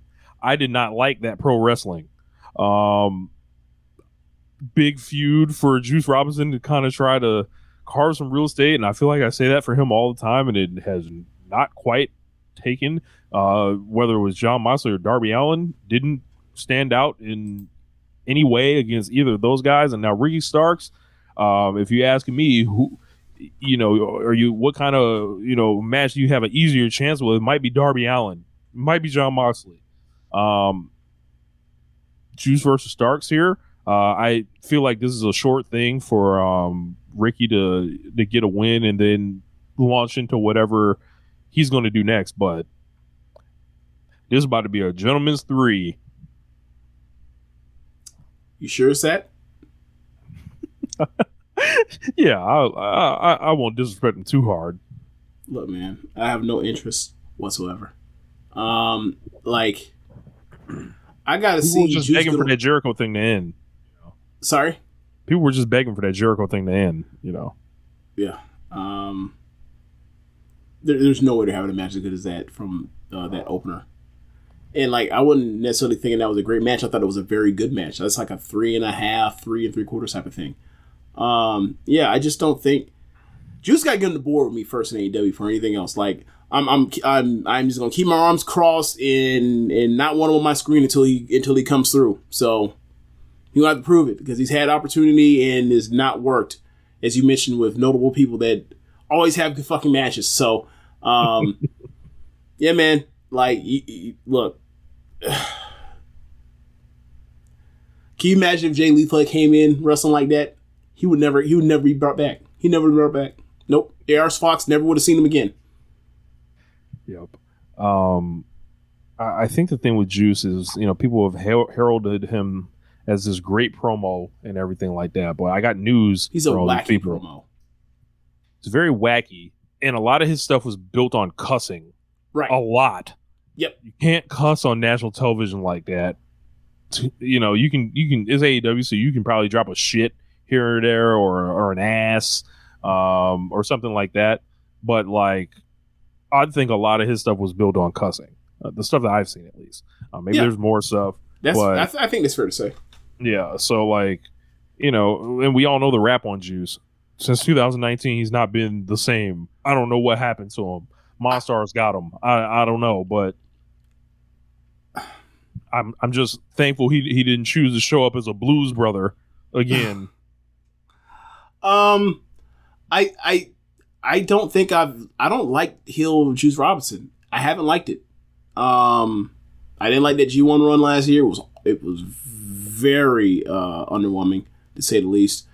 He was in there with Will Ospreay, and he had to go out there and have the first half of Ospreay's run in those Budokan Hall shows was, I need you to hurt my neck so that I can get to Naito, and then Naito, has a masterclass on my neck. And it wasn't even that good. It is Will fucking Ospreay. So, yeah, man,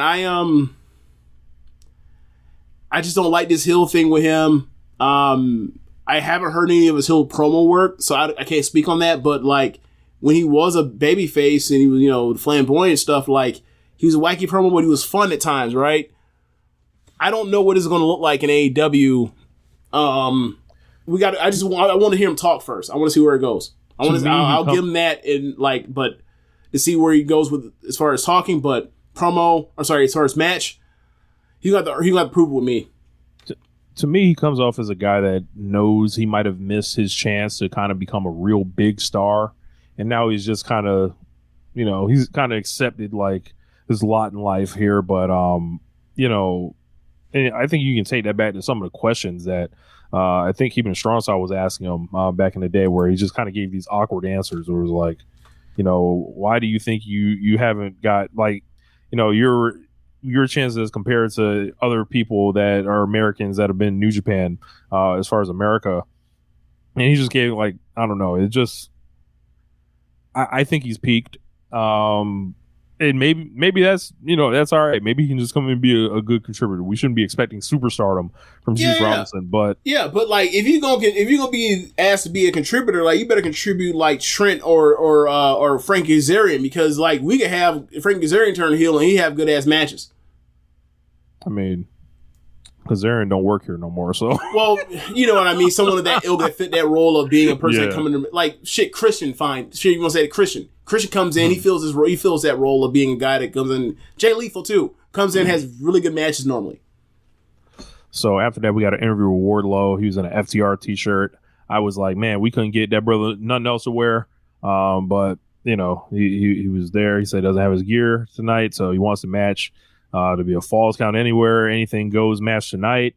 I like the idea that they were trying to get us to believe that one of the FTR guys like handed him down that gear out of whatever they got, and like they wear the same size stuff that Wardlow wears. That's what they tried to put over on us. That's not the worst thing that they tried to pull over on us this evening. So that's true. He said nobody's gonna take the TNT belt away from him. Okay, partner. Renee's in the ring. She said to interview Ruby Soho. Ruby came out. She said it's pretty obvious why she joined up with Saraya and Tony Storm. Says we all created this monster. That's right, us people with the power. She said her very first title match was against Britt Baker, and when she lost, these people were thrilled. True. So many people fast forward past that to the semifinals of the Owen Hart tournament, where she faced another homegrown and Chris Statlander. Remember the response that when she got when she beat Statlander, they booed her out of the building. True. Then we got the Revolution when Jamie Hayter pinned her in the middle of the ring. She realized no one was ever going to come to her defense. No one's going to be mad when she lost, and no one in AEW would ever appreciate her, but she's not the only one. Tony Storm came here and was so unappreciated that she got called an interim champion. Now this was Cap. She said, we all begged Saraya to come out of retirement, and then all these fat neck bearded mouth breathing trolls came after her in a moment's notice. They've been outcast since the moment they came to AEW. James, or she said basically the broken foundation is the entitled shits in the back. Rookies that think they deserve the world, so she wants to bring out her entitled rookie opponent, Sky Blue. I thought it was actually a good promo for being a You People promo. Yeah, it's one of the better You People promos I've heard in a long time, yeah. I specifically remember the Statlander thing, like for sure. That's exactly why she got booed. Like all of it from her perspective, is all honest and truthful, right? Like obviously, the reason why the crowd immediately went cold on Saraya was because like she, did the big league stuff, right? Yeah. On Britt. But at the same time, you can make an argument that like people are too particular about those kind of words or whatever else, especially when like it's two people arguing with each other that don't like each other, right? Like you say mean things to each other, and then all of a sudden it turns into, wait, but Britt is really a star. And it's like, who gives a shit? They're two people that hate each other. They're gonna lie. It's fine. So yeah, but like yeah. So from her perspective, I thought that like all that stuff had shades of truth that are good enough to be believable from her perspective as a character. And like for me, as far as I'm concerned, she's the leader of that group now. Saraya, Tony don't really do much of the talking anyway. She's really about the wrestling. And then like Saraya ain't, right now ain't too good at either one right now. And she's the third in the ring. So like, yeah, make that, that is the new Riot Squad, and I'm good with it for right now. Yeah, I like the direction. I like the promo. I like the match. Honestly, it wasn't like it was some great match or even a very good match, but like I like the stuff that that she was doing with Sky Blue. Sky Blue clearly is inexperienced, and she had to stay in there with her throughout the whole match. Yeah, like this was decent. As far as the promo, like you said, I think she made some good points, and you know the whole Saraya thing was funny, but yeah, and I think my ears were so trained to look out for the pupil promo and then grown. That was like, oh, she actually kind of made sense. So it's like I guess I'll give her props on that. Right, it's second to see a match that I know is going to go long, and I see like the heel roll out the ring, like fucking A. Can you just stop? Can you not right now? What do you make of them being called the Outcasts, James? She mentioned in the promo that they were Outcasts. Like the name, as far as like the connection to Outcast, a rap group, it's obviously a coincidence. Well, not a coincidence, but like, yeah, that's there. If you want to, say they shouldn't use the name, that's up to you. I think it's fine. I think it's a perfect name or a perfectly acceptable name for the way what she stated in that promo is like, we came from another place and we came here and you liked us for a second and then you turn or quote unquote, favorite other people than us, and like now there's no place for us. We're kind of displaced. You kind of are social outcasts in this company. Yeah, I'm fine with it. I'm glad they didn't decide to spell it the same way and use the same. Oh, that would have never flew. And motif and everything like that. So thank you guys for not doing that. This is GCW. You stop this. But Soho and Sky Blue. Can't wait till the Aquemini GCW pay-per-view drops. GCW bombs over Baghdad, Humble GCW presents Humble Mumble. Get the fuck out of here. GCW presents Idlewild, No, GCW presents the Mighty O. GCW presents Liberation. Wow. Players Ball. GCW Players Ball. I feel like that's happened. It could have. GCW presents Dungeon Family. GCW Southern Playalistic Cadillac Music. GCW does their first show in Atlanta. They call that shit AT Aliens.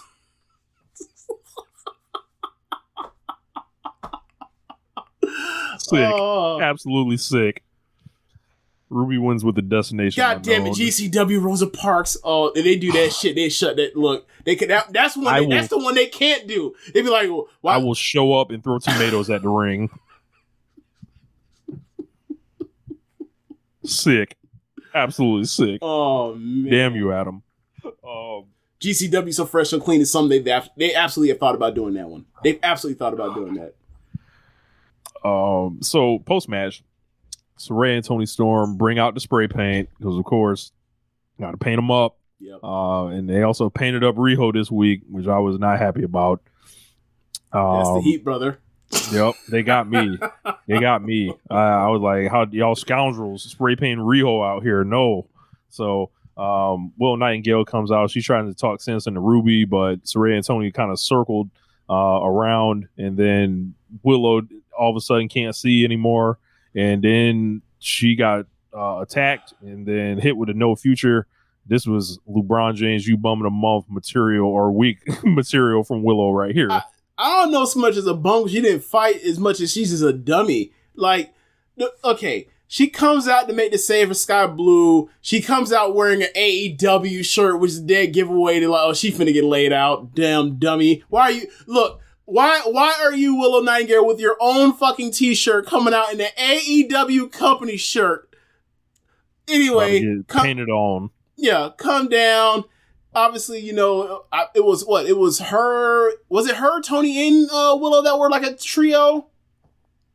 Yes, she was teaming with Ruby. It was Ruby, Willow. Who was the third? Was it Toni? Don't know. A few months ago, before. I don't remember. Okay. Well, anyway, so they were like they were hanging around each other a lot on TV or whatever else. So then she's like, kind of doing like, come on, you ain't got to do this. This ain't you. It ain't too far to come. This isn't you, Colby. Huh? This isn't you, Colby. So then, all three were in the ring. Ruby was in the middle. Obviously, Saraya and Tony were on the sides. When she rolled in, they rolled out, and I was like, "What the fuck? Are they waiting for Ruby to lay her out?" And then nope, they just basically rolled out the side, came in, rolled in the ring the other side, rolled out the ring on the sides, went behind Willow, came to the ring, and then they just attacked her from behind, and then they laid her out too, and I was like, "Damn it, Willow, you damn dummy, damn." I mean, many of our greatest baby faces are dumb, so I mean, yes, that's what makes it extra frustrating. So after that, we got Hangman interviewed backstage by Renee. Said he's been doing better physically, but his soul and his heart are doing just fine. He did what he did on Sunday, not because he wanted to, but because he had to, and let that be a warning to anybody else that wants to try him, because he'll drag you through hell. He then apologized to Renee for what she had to see, and if he wants to blame somebody, don't look at him. Or she wants to blame somebody, don't look at him. And it's he basically like clears up, "Hey, I know this has been awkward for you, and hopefully everything's all right." But after Sunday, he's finished with Jon Moxley. Yeah, his face was like his forehead and face. He showed up with that eye. Jesus. Yeah, I was fucked up. Forehead fucked up. You can see on his around his neck was all fucked up too. It's like, and then you see Moxley, later in the show, and you're like, well, you tell me who won that fight. The motherfucker that lost looked fresh as a daisy, except for a black eye. He lost the aesthetic battle on that one. Hangman did. At least he won the fight. After that, we showed a post-match promo from MJF talking about his win over Danielson. Said he's going to celebrate being the most perfect wrestler in the world. He's going to do it with a rebar mitzvah. We've been seeing all these photos of him from when he was 13 years old popping up in the advertising this whole week. So we'll see what that's about. He's really pushing this best in the world thing, best wrestler in the world thing pretty hard. So when do you think he's coming in? Who? Well, you said that he's pushing his best in the world thing, so I figured you meant that Punk was coming back, so you can go ahead and take that L to MJF. I thought it was more like, him setting the groundwork or making fun of Danielson because they've been calling him that, and then I was thinking it's both. Letting him size Kenny too a little bit too. So I think it was all of that. Like his whole thing now. I guess now that we're past the, it looks like we're not getting the Eddie Kingston thing. Is like, all right, who are the highest acclaimed guys or whatever else that get the actual talk, or at least has the gimmick of best in the world or whatever else, and he's about to get up against them, have his best match of his career against those guys, and then claim that he's Yep. Right. He'd be like, this is what Miz and Daniel Bryan should have been if Miz was a better wrestler. I think that was one thing that I said before this whole thing started. I was like, I guess their goal is going to be to do Bryan versus Miz, but in a way that WWE could never do it because Miz is clearly not on the that wrestler level. or athlete that MJF is. Yeah. After that, Tony Schiavone was in the ring to interview FTR. So it was good to see Cash Wheeler come out. And then both of those guys came out to the ring and they talked about how the last few months have been. They lost to the Acclaimed, the Guns. They lost 3 sets of tag titles in roughly a month. And they lost one of their best friends in wrestling and the world, meaning Jay Briscoe. And they had to take a step back and recharge and all that stuff. And all I heard was, man, they did a lot of losing. Sounds like they need to start over, brother. They need to go to Elevation, start racking up some wins. AEW Dark, Tuesday. Let's get these boys back working. I thought you were more thinking I was thinking they're more or less saying hey, we were on our way out of town. And then we heard that Vince is back and we sorry to Mr. Tony Khan. We sorry for all the things. We sorry for all the things we've started, but we hope that we can start over again. That's what it sounded like to me. He said they can't sit at home in good conscience and watch the Guns call themselves the best team in wrestling. Said they're good, they're the champs, and they're the future, but they're spoiled, disrespectful assholes. Their father gave them every advantage, and his dad couldn't do that. He taught them how to fight and be respectful, and he's going to teach the Guns those lessons. Dax Harwood also was there. He said usually he'd talk about his daughter, but he's going to talk about us, the fans. He said at a time where he thought he couldn't be loved or love pro wrestling, we showed him that he could, and damn it, he loves us too. December, they closed the book on the greatest trilogy of matches in their career, and they knew they had done something special, and the Guns took away that feeling. His last memory of one of his most special friends in the business was taken away, and now is the time for retribution. It'd be easy to beat their ass, but they have to hit them where it hurts and take away their tag belts. They have to do it for themselves, for the Briscoes, and for all of us. Top guys out. You left out one key point of what what Ball said at the end. Yeah, go ahead and let us know. He says something along the lines, I can't remember it verbatim, but I watched this today. He said, it's finally time for FTR to win the AEW World Tag Team titles. And in my mind, I was like, you fucker, you've done it again. You're back on this FTR shit where we are out here pretending as if you've never been the AEW World Tag Team champions, and you and the mighty FTR have been held back by the Young Bucks and Kenny Omega. Fuck y'all. Stop doing that shit. That's annoying. And it rise up your group, your most wild, ridiculous fan base, that are also those cornetters that are also come out here and say that discussing shit to Riho and whoever else is on the roster. You're doing a disservice to your own fucking colleagues. That's bullshit. Stop doing it. Yep. It's never happened. They're treating this shit like it's Andre the Giant never being slammed.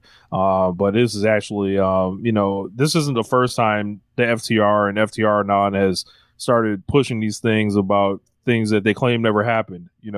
They claim the Young Bucks have never lost to them before. That's what goes in line with this shit with their fans. Is like, bro, you are stoking those flames. Like when I saw that shit today, I sent a message to you. You remember what that message was?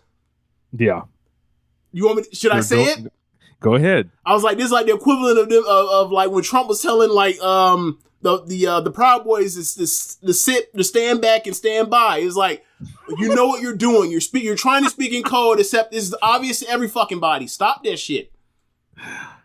Love that FTR. Love that FTR. Yeah. So, I support their ambitions. Let them boys, have a nice series with the Guns, perhaps even win the championship. Let them go on a run. Let them start running through the tag team division. Just beat this team, beat that team, left and right. And eventually, you might need to do a big match. Eventually, and then when it's time for you to lose, we'll just keep going. AR Fox and Top Flight taking on the Jericho Appreciation Society. This was kind of fun seeing these guys in there. Goofy. So Garcia and Guevara, who have historically always worn trunks to the ring, they come out in the leather pants because they're all like, is Jericho Appreciation. They're appreciating their daddy Jericho. Yeah, I thought it was fucking hilarious. They're all in leather pants. Like, what is this? But yeah, I thought, it was okay. I feel like AR Fox and Dante are like protecting Darius a little bit. Like Darius shouldn't be out there yet or something. It feels like he's Darius very tentative still compared to what he used to be before he hurt himself. I think Darius has got to recommit a little bit. I think to the. I get what you mean. Yeah. So, but beyond that, this was kind of like a match just to introduce Jazz into the trios ranks. Yeah. Essentially, I don't mind this unit. They all kind of do different things. They're pretty entertaining. I don't mind it. I honestly wish that Guevara and Jericho or Guevara and Garcia were just a 2v2 tag team. But this still works, at least for now. So they ended up cheating with Hager hitting Dante Martin or Darius Martin with Floyd, and then didn't get the win. Not the podcaster. Yeah, shout out to Floyd. We'll probably cut this shit off as soon as we started. I'll talk about FTR, but after that, Angelo Parker tells us that it says it's the greatest trios win in history. Tells the crowd to light the beam because they're in Sacramento, of course. And the crowd was like halfway happy that like they got acknowledged about the beam shit, and then like the other half was like, "Hey, don't mock us." Yeah, wait a minute, fuck you. Like, yeah. I actually watched them versus the Knicks on, I want to say it was Friday night. How was that? They're a fun watch. Kings are a fun watch. Like Sabonis and Fox, like they're going to be their go-to guys in the playoffs, and like they look like they're up for it. But yeah, like that light the beam thing. Like they after the game, they beat the Knicks, and like I never seen it. I only heard about it like in podcasts, and I saw them press that shit. And then all of a sudden they cut to the outside of the ring and that shit beamed up like the fucking Enterprise outside the state. And I was like, oh, okay. I get it now. Okay, that's cool. That's kind of fun. I hear light the beam and I started thinking about Pookie. Beam me up, Scotty. That's what I was thinking too at first. I was like, I don't even know what this means. Are y'all talking about beaming up the same way that other people talk about beaming up? Because that don't sound exactly like something you should associate with the NBA. This ain't the 80s. But yeah. After that, I like them doing that stuff with like the local crowds. I do. Yeah. Garcia gets on the mic, says they should be the number one contenders for the trios belts. Sammy says they're the sexiest group alive. Then the lights go out after Jericho reinstates it. I knew the Elite was coming out the whole time. A lot of people thought it was House of Black that were doing that, but that was a good switcheroo. Yeah, I was like, bro, they've got to find a way to get Omega and Jericho in the ring together for Winnipeg, and this is how they do it. I didn't get my singles match I wanted, but I guess it's the next best thing. But Kenny gets on the mic, says for the last 3 years they've stayed out of each other's lanes, and he likes to think that comes from mutual respect. But when you talk about the trios title, then Don cuts him off, grabs the mic, says the Elite established the trios belts, and after Revolution it should be obvious they're the number one contenders. On a personal note, him and Chris have been friends for over 30 years, and he agrees with the people that say Jericho's one of the greatest wrestlers of all time. Unfortunately, he's only the second best wrestler from Winnipeg. And he says even if he had a couple months to train, Chris might be number 3. And then Jericho was pissed, challenged him to come down and get it. Lights went out, of course, again, because the House of Black was like, how dare anybody else turn the lights out? And then they appeared on the Tron, and then they turned the lights out again after Malachi Black said, hey, y'all all deserve to be humiliated in y'all hometown. So if y'all want us, the lights basically came back on, cut off again. Then they're in the middle of the joint, basically between the ring and the stage, bottom of the ramp, top of the ramp, and JSA that's in the ring. Yeah. And then the lights go out again, and then they're gone. So they set up a triple trios match, a triple trios match next week for the trios belts. That's gonna be great. Yeah, that's gonna be awesome, bro. Okay, it's the Elite. It's Murphy. I'm sorry, Matthews. It's Malachi. And it's Guevara. With 8 other bodies to work with amongst all that talent we just mentioned, plus the mind of Jericho, plus the mind of like Callis on the outside fucking around. Like, they're going to break out some outrageous shit. Like, I would because they're going to be in Winnipeg, and they're going to want to have a crazy match for their hometown. Bro, I would give them like the last half hour of the show, or like open the show with this shit. Like, I'd open and say, y'all go 30 minutes. Like, run it. After that, I'm into the match. So, Tony Khan then appears, and we'll talk about the joint now. He said that Orange Cassidy will defend the All-Atlantic title against Jeff Jarrett for the final defense of that belt next week in partnership with Warner and Discovery, and to promote the new Shazam movie. They'll be leveling the title up to create the AEW International Championship. So we get a hype reel for the film and the title defense next week. So the All Atlantic belt is now the AEW International Championship. Well, it's going to be the same belt design, except they're taking, from what I saw, it's going to be the same exact belt design, except they're taking out All Atlantic, adding International. So, I mean, I'm fine with it. I'm wondering what made them change it out of All Atlantic. Maybe it's because, I don't know, maybe I wonder what happened from up top that made them say, hey, change the name. Yeah, maybe they just kept looking at that Japanese flag on the belt and was like, yeah, we can't. In China? Yeah. Like we can't do that. I actually like the name change, the IC championship. For me, I was okay with it being All Atlantic at the time because, like, obviously it was functioning as an Intercontinental title, but there's not many names you can come up with that doesn't make you think of the Intercontinental title. And now it's International title, and all I think about is the fucking Continental title. So, like, I see why they went with All Atlantic or whatever was the particular reason for why. I forgot the original name because it was like something about like something with water touching all the continents or whatever else. Yeah. Or whatever else, or some poetic thing. And I was like, okay, fine. It gives me the distinction of it doesn't make me immediately think of Intercontinental, even though I know it functions as Intercontinental title. Now, International Intercontinental, it's an AEW Intercontinental belt. It is now. But yeah. So besides that, like, let's keep going. Orange Cassidy better not lose his fucking belt. Let's go Double J, bro. So what? Okay, so Jeff Jarrett wins the Intercontinental belt. Or sorry, I'm calling the AEW Intercontinental belt on purpose now. I'm sorry, on accident now. So like he wins the international belt and what takes it to AAA and starts doing that racist shit again. That's his first move, right? Right? I don't know, but I haven't really thought that far. I don't want that. I haven't really thought about it that far. I'm just on this strap up Double J agenda. We'll figure it out. The rest later on. I think he's been tremendous in this time in the company. If you left your preconceived Jeff Jarrett notions at the door, I think he's been phenomenal. He doesn't have to be a main eventer. If he loses, fine. I'm cool with that. However, I think it would be tons of fun to strap him up. It would only serve the purpose of you didn't want to beat Orange Cassidy, you need to get it on somebody else that you didn't want Orange Cassidy to lose to. So like that's the only purpose of having him be the champion. So if that's the case, then I don't think that's a good enough reason not to do it. Right? Like if you're going to make Takeshita the champion, right? Like just have him beat Orange Cassidy. He'll get more from beating Orange Cassidy than he will beating Jeff Jarrett. Mm-hmm.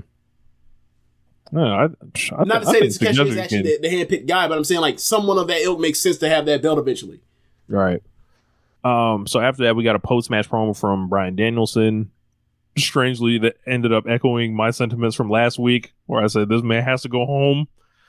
He talks about wanting to teach his kids to fight for his dreams, but Max was right. His whole career, he thought fighting was the best way to fight and fight and fight and fight. And when he woke up from the label lock, his first instinct was to fight. Then he realized he couldn't feel his arms and his left leg had no strength. And MJF told him he was putting himself before his family, and he was right. He thinks it's time to go home. Which is code for these boys later in the show finna turn heel. And I ain't gonna be there to deal with that until later. And then we'll see when I return if I'm gonna be a heel or if I'm gonna feud against them. That's all that really was. Not bad. I'm okay with it. I will say this though. Obviously Moxley, or maybe we should save this for later, but yeah, let's save it. I mean, it's next. Okay. So like, yeah, let's go. It was like literally Bryan Danielson video, Blackpool Combat Club entrance. Like, so yeah, it was like, yeah. So they end up facing Orange. So it's Cesaro and Moxley versus Reynolds and Silver. Yeah. And I gotta say, man, like Claudio's a really good fucking bully. We've always known that. He's really fucking good at being a bully and just like battering people that he's bigger than. He really is. I like this better than him being a babyface. Yeah. Like, you know what it reminds me of? Obviously, I don't think he's at that same level athletically. I don't think he's also don't think he's in the ring with the level of wrestler either. But like, it reminded me of like him when he used to like those Sami Zayn matches in NXT where it's like he's the strongest, toughest guy in the world. He's wrestling this guy that just will not stay down, and he has to like just beat the shit out of him and be so mean to get this dude to stay down. And like seeing that side difference, him like throwing European uppercuts to into Silver's chest, it was like, God, he's such a good bully. And then like the pull apart stuff at the end after like, you know, they're pushing around those guys. Then comes down, your boy Evil Uno comes down and they beat his ass too, and that forces Paige to come down, and they, you know, and they're handling Paige. They got the numbers advantage, and then like refs try to help break it up. And Cesaro's like, steals off on Castagnoli, like he was like, "Hey man, I'm leaving here with something." Like, but like during like the breakup part, the pull apart part, like Cesaro's still out here manhandling and beating the shit out of Silver on the side or whatever else. I was like, even like while he's supposed to be like getting held back, he's like, "Get the fuck off me! I got more ass kicked." And I was like, "Bruh, you want no smoke with Cesaro, bro? Or sorry, with Claudio, bro. He will like, bro." obviously, you know, like the times when he would like grab Moxley and just carry him and walk him off. It's like, bro, obviously the strong man gimmick is his gimmick, but we don't know how strong that man really is. Like that man will rip your head off like energy. That man will rip, if he needed to, will rip your head off like the top of a jelly jar. You want no smoke with that guy too. He's so strong and he's so mean. It's great. It's gonna be great. So Blackpool Combat Club officially turns heel. So I'm down with this. Same. I've kind of wanted to boo those guys personally. You know, from their initial presentation, but it looks like this might be setting up the summer of Blackpool Combat Club versus the Elite. So if so, sign me the fuck up. Yep, because there's some reconciliation. I can see the Elite reuniting, and I can see that starting, and I can lead that, you know, blood and guts and all that kind of stuff. Yeah. Yeah. So there's a lot of stuff to be worked out there, and they can finally do a BCC blood and guts right, because they'll actually be the heels this time, and they can actually get heat when they have the advantage, as opposed to we create our own advantage. We're man down, we whooping your ass. Yes. Bro, that shit was so weird. Like that's funny. We had 2 like war game style matches last year, right? And they were both done wrong. They were both like, but like one of the alignment was right, but it was still wrong, like how they did it, because I don't know. It should, and then like the WWE one, it was just like somewhere completely else. Yeah, but I think the prevailing logic for them was like it's 2.0 in this ring. There is no real man advantage. I think that's what they were coming up with. It's like, you think like Claudia, like, you think I'm finna sell for them? Hell no! Oh, this uppercut. But so they've been on Being the Elite this week. They had like this flashback kind of. Hangman was on there and he was kind of hinting at something with the Young Bucks. So we'll see where that goes. Mm-hmm. I have a question. Do you think too much time has passed to where now it's the elephant in the room and you can't do it, or you think it's insignificant? Like when Omega left, he after Revolution 2021, he didn't see that like the Young Bucks basically gave Hangman the blessing to surpass Omega or beat Omega, whatever. And he said like, I'm going away. I haven't watched it yet. I'll check it out later. And then he just came back, and then he had to go away because he got caught in that fuckery with CM Punk, and now he's back, and they haven't really let them talk at all until this particular week. Do you think it's too late to actually pull the trigger on hurt feelings over him seeing that eventually, or do you think they just let it ride? It's too far past gone, and whatever we were going to do with it, we can't even do that now. I think they can still do it, but I think it would be smart for them to pick it up at a time where it's like after like whatever reconciliation may happen now, like just kind of let it be uneasy, and then like he could always just pop up out of the blue, like, hey, I checked out the match, you know, and then it's on from there. But I don't think it's a case like, I mean, if they did it now, I think it would be fine. I think there's just other things that are more pertinent, I think, right now. Or do you think that's actually like the way they get out of, or do you think that's actually like gets resolved? I guess I'm asking like, one, do you think they'll ever actually do something with it? And two, if they are, do you think, if you think they wanted to, do you think it's too far past because of all the stuff that's happened? No, because you can pick it up and be like, all right, they do blood and guts, right? And then like Omega turns on them in the middle of the match, at the end of the match or whatever. You can do that if they wanted to. I think you can pick it up just because like I think a major part of like the Elite like storylines are always constant callbacks, like about just anything. It can right. come at any time. So it kind of all like it would just be another in a line of that, I think, and it would be fine. But you're not concerned that like it's too unbelievable he has not watched that match back and it's been over a year? I mean, I guess you would just have to paint the picture of him being Kenny being very busy with his rehab and everything else. Didn't really have time to think about Hangman Page. But he had plenty of time while he was suspended. They never acknowledged that. So they never acknowledged him being suspended. So what you mean you ain't got the time? They sent your ass home. Yo. They sent him home. All right, go ahead. You can move on. You know, he went to the dome after that, so he was busy. You know, he was training for Will. That's what what the cover should have been. Like, yeah, I was deep in training for. I knew I was wrestling at the dome. It's like you were deep in training. You were watching tape. You decided not to watch the tape of like your last singles match. You don't think lost that footage. Yeah, you know, just somehow misplaced. Yeah. You know, you could be like, well, you know, I couldn't really get a hold of it. Like, it's not like we have a network for our streaming. That's some BTE shit right there. That would be some BTE shit. You know, I tried to load the AEW network, but we don't have one. That would be fucking excellent. That's great. Oh shit! Look, Kenny Omega just need to listen to us. We can fix it for him right there. There's your plausible deniability. We ain't got no network. How was I supposed to watch it? Was I supposed to pirate it? Yep. What? I'm an EVP for this company. I gotta pirate my own fucking show. I couldn't even get a courtesy tape of this footage. Wow. How dare, you know, I couldn't watch it back. So, Renee interviewed the Acclaimed and Daddy Ass. 2.0 rolled up to him, said they love the Acclaimed. They have a proposition for him. He said they knows the Acclaimed are sports entertainers at heart. I fucking died laughing. And, you know, they had a nice laugh about it. They told 2.0 to leave them alone because they get on TV more than them. Yes. They laughed him off as the biggest geeks ever.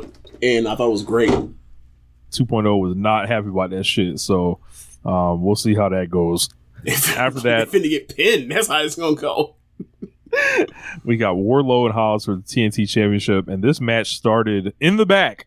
Yep. The majority of this match I thought was actually pretty good. It was a walk and brawl for a lot of it, and then they ended up doing some wild shit at the end, including Wardlow doing a swanton dive outside the ring through a table on Hobbs. Yeah. I was actually in the group chat when I was watching this match talking about how awesome it was, and then the ending happened. I was like, this match rules, and then I was like, spoke too soon. Shit.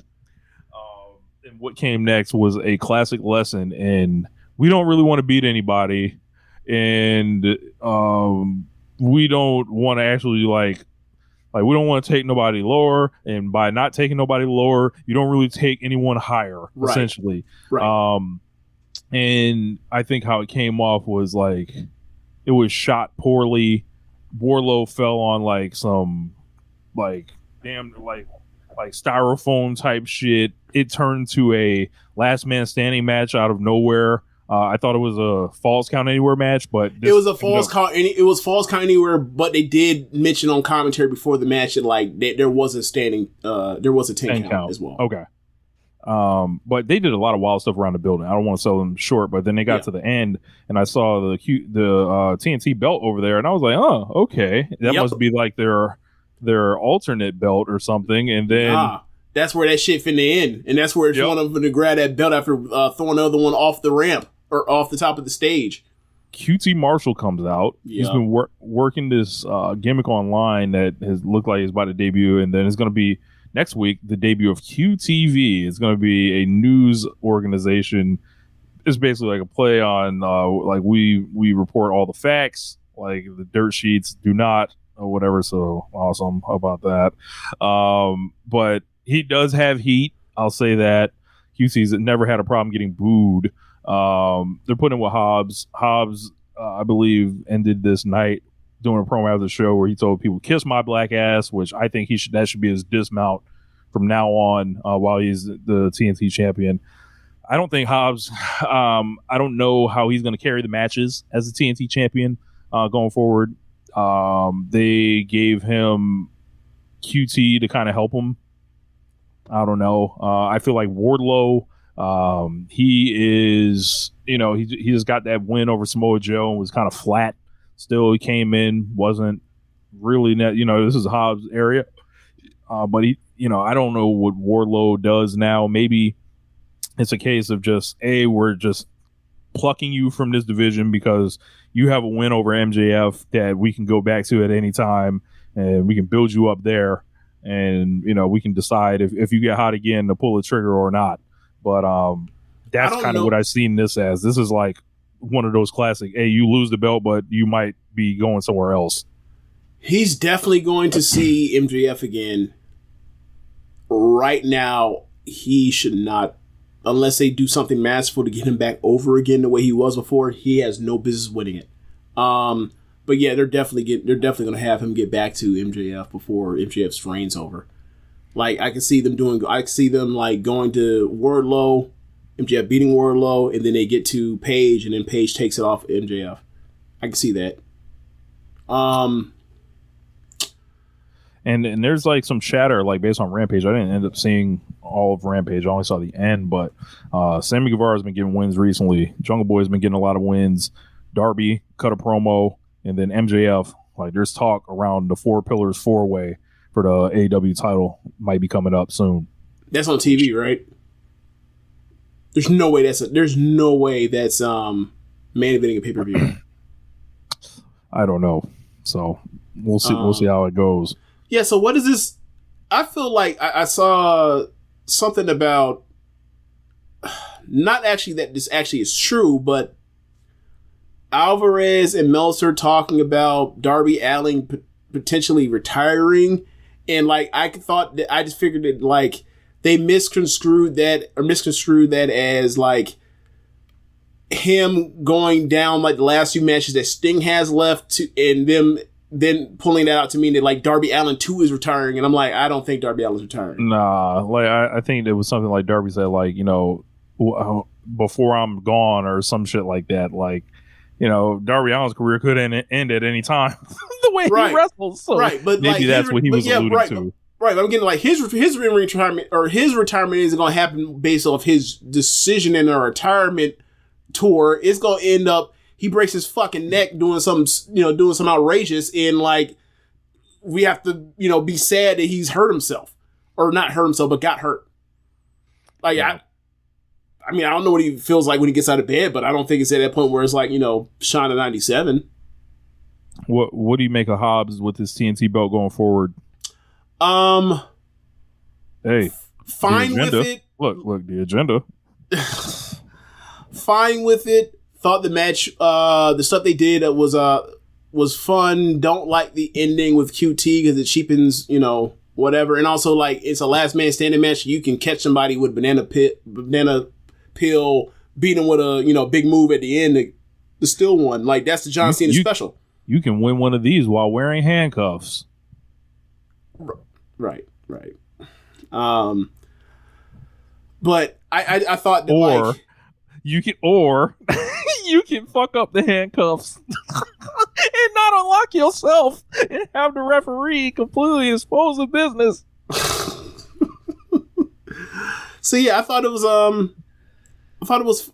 like it was okay. I would have liked it if Hobbs had somehow smarted Wardlow or got the last blow in like without the help of QT Marshall or whatever. But I know that him and QT were around each other at the time when like there was almost like the factory had like a hit on Ricky Starks and like it was never paid off or whatever else. But that was like over a year ago. That was like last August. Now, I remembered that when they mentioned, like, oh, he said he had the favor. I knew exactly what they were talking about. I knew exactly what he meant, too. I can't assume that, like, I hate to do this. I can't assume that your normal person knew that because it was like, there was no kind of like. People with great memories. Like, I think for this to be more effective, they would have had to be like, laid a breadcrumb for this, like the end of like January or something. Just all it takes is 30 seconds of TV time.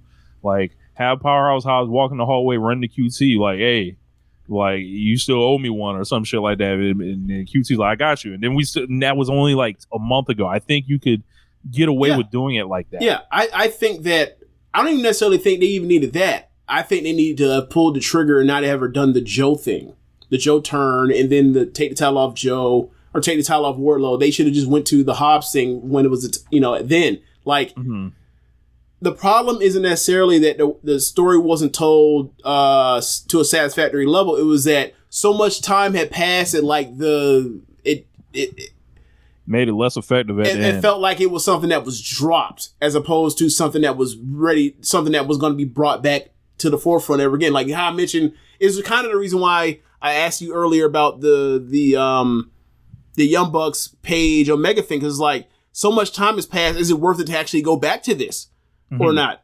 Obviously, there's ways around it to get to it if you want to go back to it, but a lot of time has passed, and you'd be like, bro, you bringing up some real old shit now. And you know, one of the issues with AEW is like sometimes they will wait too long on a story to let it finish. Like, you know, it's like, bro, when was Final Battle? December 14th, some shit like that. Yeah. We still haven't gotten the Keith Lee Swerve match. Right. Right. He's like, there is like telling the story of who's off TV, Keith Lee was off TV and reinventing stuff and all that stuff. Is also like, bruh, it's been 4 fucking months. Can we get the match already? Yeah. Yeah, so. But that was Dynamite this week. I don't know. Like, I think I might like the show a little bit more as we were reviewing it. But when I was watching, I was just like, I don't know. I thought they should have came out firing a little harder out of the pay-per-view. Mm-hmm. But, you know. I think they set the table with all the heat they got. I'm not saying necessarily the heat was unnecessary. I think that they set the table for the babyfaces to, you know, move forward, like Starks with, you know, with a brand new opponent, with like Hobbs and QT Marshall and particularly the Factory. What is that going to be?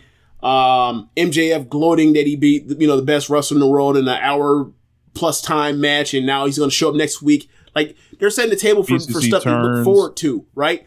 But I didn't think there was any match that, like, I thought was, you know, stood out above the rest. It was some great match on the show, like, compared to a normal Dynamite. And then, like, it was just a lot of setting up heat and getting heat. And, like, it was a lot. I felt like a little bit too much. I felt like it was like 3 episodes or 3 weeks worth of normal AEW heat put into one show. And I thought it was a lot.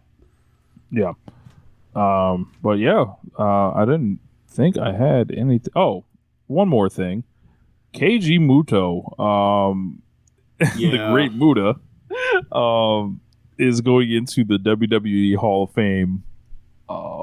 This fucker has done it again, James. Mm-hmm. We realized what happened here to get Nakamura over. The deal you put me in the Hall of Fame as well. Yep.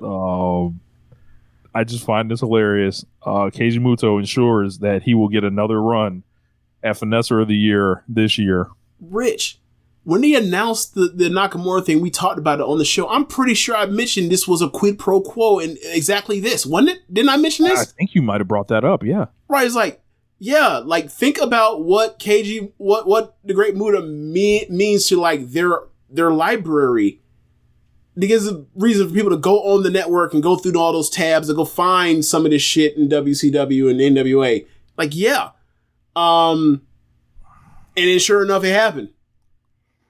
He's going to miss somebody at WrestleMania, right? Who do you want it to be? Austin Theory, right? Oh, God. Actually, I don't know.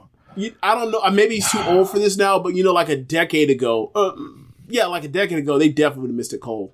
They definitely missed it cold. Yeah. He'd have been emceeing the whole fucking thing, and he all of a sudden got missed and embarrassed as a guy. And then Vince would have belly laughed in the back like an asshole. The Miz. Sam brings it up. Miz is hosting. I got one. Hey, shout out to Triple H taking bad wrestlers out the ring. Miz and Maurice both missed it. Yeah. There you go. Takes the mist from the Great Muta, because the Great Muta was, I believe, was what it was, not Keiji Muto. So I don't know. Like, what does the Great Muto? Do they know that the Great Muta was a homophobe? were they aware of what happened at the end of that match with Nakamura? No. They might want to pull up a link. This man has done it again. Just unbelievable. Jeff Jarrett will be proud. We can wrap it up, man. Yeah. That's in the show. Thanks for listening, y'all. Be sure to rate us on whatever app you're using. Listen to this with. If you are watching from the stream, you see the PayPal, you see the Cash App. You can donate there. If you're listening to the podcast, you go to the show notes, show descriptions for the podcast, and go to the link for our in our red circle and go donate there. And listen to other shows on the network. Besides One Nation Radio, you have Keepin It Strong Style, the Ricky Clive Wrestling Show, Grown Men Watching Shit, the Great Concepts Podcast, 8-Bit Suplex, All Things Elite, Great Match Generator, Get in the Ring, and Meet the Press Home. Thanks for listening, y'all. Later. Peace.